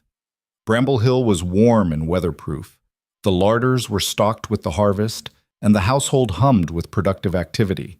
The Reform Society had expanded to include a small school where village girls learned reading, mathematics, and practical skills alongside estate management. On Christmas morning, Clara woke to find Adrian already awake, watching her with an expression of such tenderness it made her chest ache. "What?" she asked sleepily. "Just thinking about how different this Christmas is from last year," he said. "Last year I was alone in London, attending obligatory parties and being comprehensively bored. This year I'm here with you, and I've never been happier." Clara pushed herself up on one elbow. "Adrian, I need to tell you something. I've been trying to find the right words for weeks, but there aren't right words, so I'm just going to say it plainly." His expression turned concerned. "What's wrong?" "Nothing's wrong. Everything's right, actually. That's what I'm trying to say." Clara took a breath. "I love you. Not because you saved me, or because it's convenient, or because I owe you anything. I love you because you're kind and funny, and you challenge me to be better. Because you see me as a partner instead of a possession. Because you make me want to tear down every wall I ever built and let you all the way in." Adrian's face transformed with joy so pure it was almost painful to witness. "Clara, I know we said no expectations," she continued quickly. "And if you don't feel the same way, that's fine. I just needed you to know that this stopped being a marriage of convenience for me months ago. This is real. You're real. And I want everything: partnership, friendship, romance, all of it." Adrian pulled her into his arms, holding her like she was something precious and breakable. "I fell in love with you the day you threw that rock through your own window," he said against her hair. "Maybe even before that, when you told your mother you'd rather freeze to death than be traded like livestock. You were so fierce and brave and completely terrifying. I knew right then that my comfortable, boring life was over, and I couldn't have been happier about it." They kissed like they had all the time in the world, which they did, Clara realized, a lifetime to explore this thing between them, to build something that honored both their independence and their partnership. When they finally pulled apart, Clara said, "So what happens now?" "Now," Adrian said, "we live. We build this estate into something extraordinary. We help the women who need it. We write more books and give more speeches, and generally make as much trouble as possible for people who think the world should stay exactly as it is." He grinned, "And we enjoy every minute of it." The years that followed proved him right. Bramble Hill became a model for sustainable estate management and women's economic independence. The Reform Society expanded to 20 counties, each chapter using Clara's book as a foundational text. Lydia Hartford eventually established her own refuge for displaced women in York, funding it through a trust Clara helped her set up. Clara published 2 more books, one on practical estate management, another on women's legal rights that became required reading for reform-minded solicitors. She testified before Parliament twice about inheritance law and women's property rights. She became, somewhat to her own surprise, a voice that powerful men had to acknowledge even when they hated what she represented. And through it all, Adrian stood beside her, not in front, not behind, but beside. An equal partner in every sense. They split their time between Bramble Hill and London, between public advocacy and private joy, between changing the world and simply enjoying the life they'd built together. 5 years after that wedding dawn in Adrian's chapel, Clara stood in Bramble Hill's gardens and looked out over land that had been transformed from wilderness into purpose. The fields were green with crops. The orchards were heavy with fruit. The house stood strong and beautiful, filled with the sounds of women learning, growing, claiming their own power. Emma appeared beside her, now the estate's official manager and Clara's closest friend. "Hard to believe this is the same place you arrived at in a wedding dress, isn't it?" "Completely unrecognizable," Clara agreed, "in the best possible way." "You changed more than just the estate," Emma said quietly. "You changed what we all thought was possible, gave us permission to want more, be more, expect more. That's worth more than all the restored gardens in England." That evening, Clara and Adrian hosted a celebration for everyone who'd helped build Bramble Hill into what it had become. The entrance hall, once crumbling and empty, was packed with villagers, Reform Society members, former refugees who'd found their footing and moved on to build their own lives. Margaret Thornton raised a glass in toast. To Clara Whitmore, Duchess Hale, who proved that the most radical thing a woman can do is refuse to be broken. May we all find her courage when we need it most. To Clara, the room chorused. Clara felt tears stinging her eyes, but didn't bother to hide them. These were good tears, earned through years of hard work and harder choices, sweetened by the knowledge that she'd not just survived but thrived. Later, when the celebration had wound down and the guests had departed, Clara and Adrian walked through the moonlit gardens arm in arm. The air smelled of roses and lavender, of earth and growing things, of possibilities fulfilled and futures still unfolding. "Do you ever regret it?" Adrian asked. "Leaving London that day, choosing this life instead of going back?" Clara thought about the girl at the altar, devastated and humiliated and certain her life was ending. She thought about the woman who'd climbed through a broken window into an uncertain future. She thought about every moment of fear and doubt and backbreaking work. "Not for a single second," she said. "Leaving was the first real choice I ever made. Everything good in my life came from that choice." "Including me?" Adrian asked with a smile. "Especially you," Clara confirmed, rising on her toes to kiss him. "You were the best surprise of all." They stood there in the garden Clara had reclaimed from wilderness, under stars that had witnessed her transformation from abandoned bride to woman of power. The house behind them glowed with warm light, a beacon of hope for every woman who needed proof that other paths existed, other futures were possible. Clara had been broken at an altar, shattered by betrayal and humiliation. But she'd gathered up those shattered pieces and built something new from them, something stronger, truer, more authentically hers than anything society had ever tried to give her. She'd transformed a ruined estate into a thriving refuge. She'd turned personal disaster into public advocacy. She'd found love not through transaction, but through genuine partnership. And most importantly, she'd discovered the truth that would guide the rest of her life. That the only person who could save Clara Whitmore was Clara Whitmore herself. Everyone else, Adrian, Eleanor, Emma, the Reform Society. They'd been there to help, to support, to stand beside her. But the saving, the choosing, the daily decision to survive and then thrive, that had always been hers. As they walked back toward the house, toward the life they'd built together from courage and stubbornness and love, Clara felt something settle deep in her chest. Peace, certainty, the bone-deep knowledge that she was exactly where she was meant to be. She'd been the girl no one wanted. Now she was the woman everyone remembered. And that transformation, hard-won and dearly bought, was worth every moment of the journey.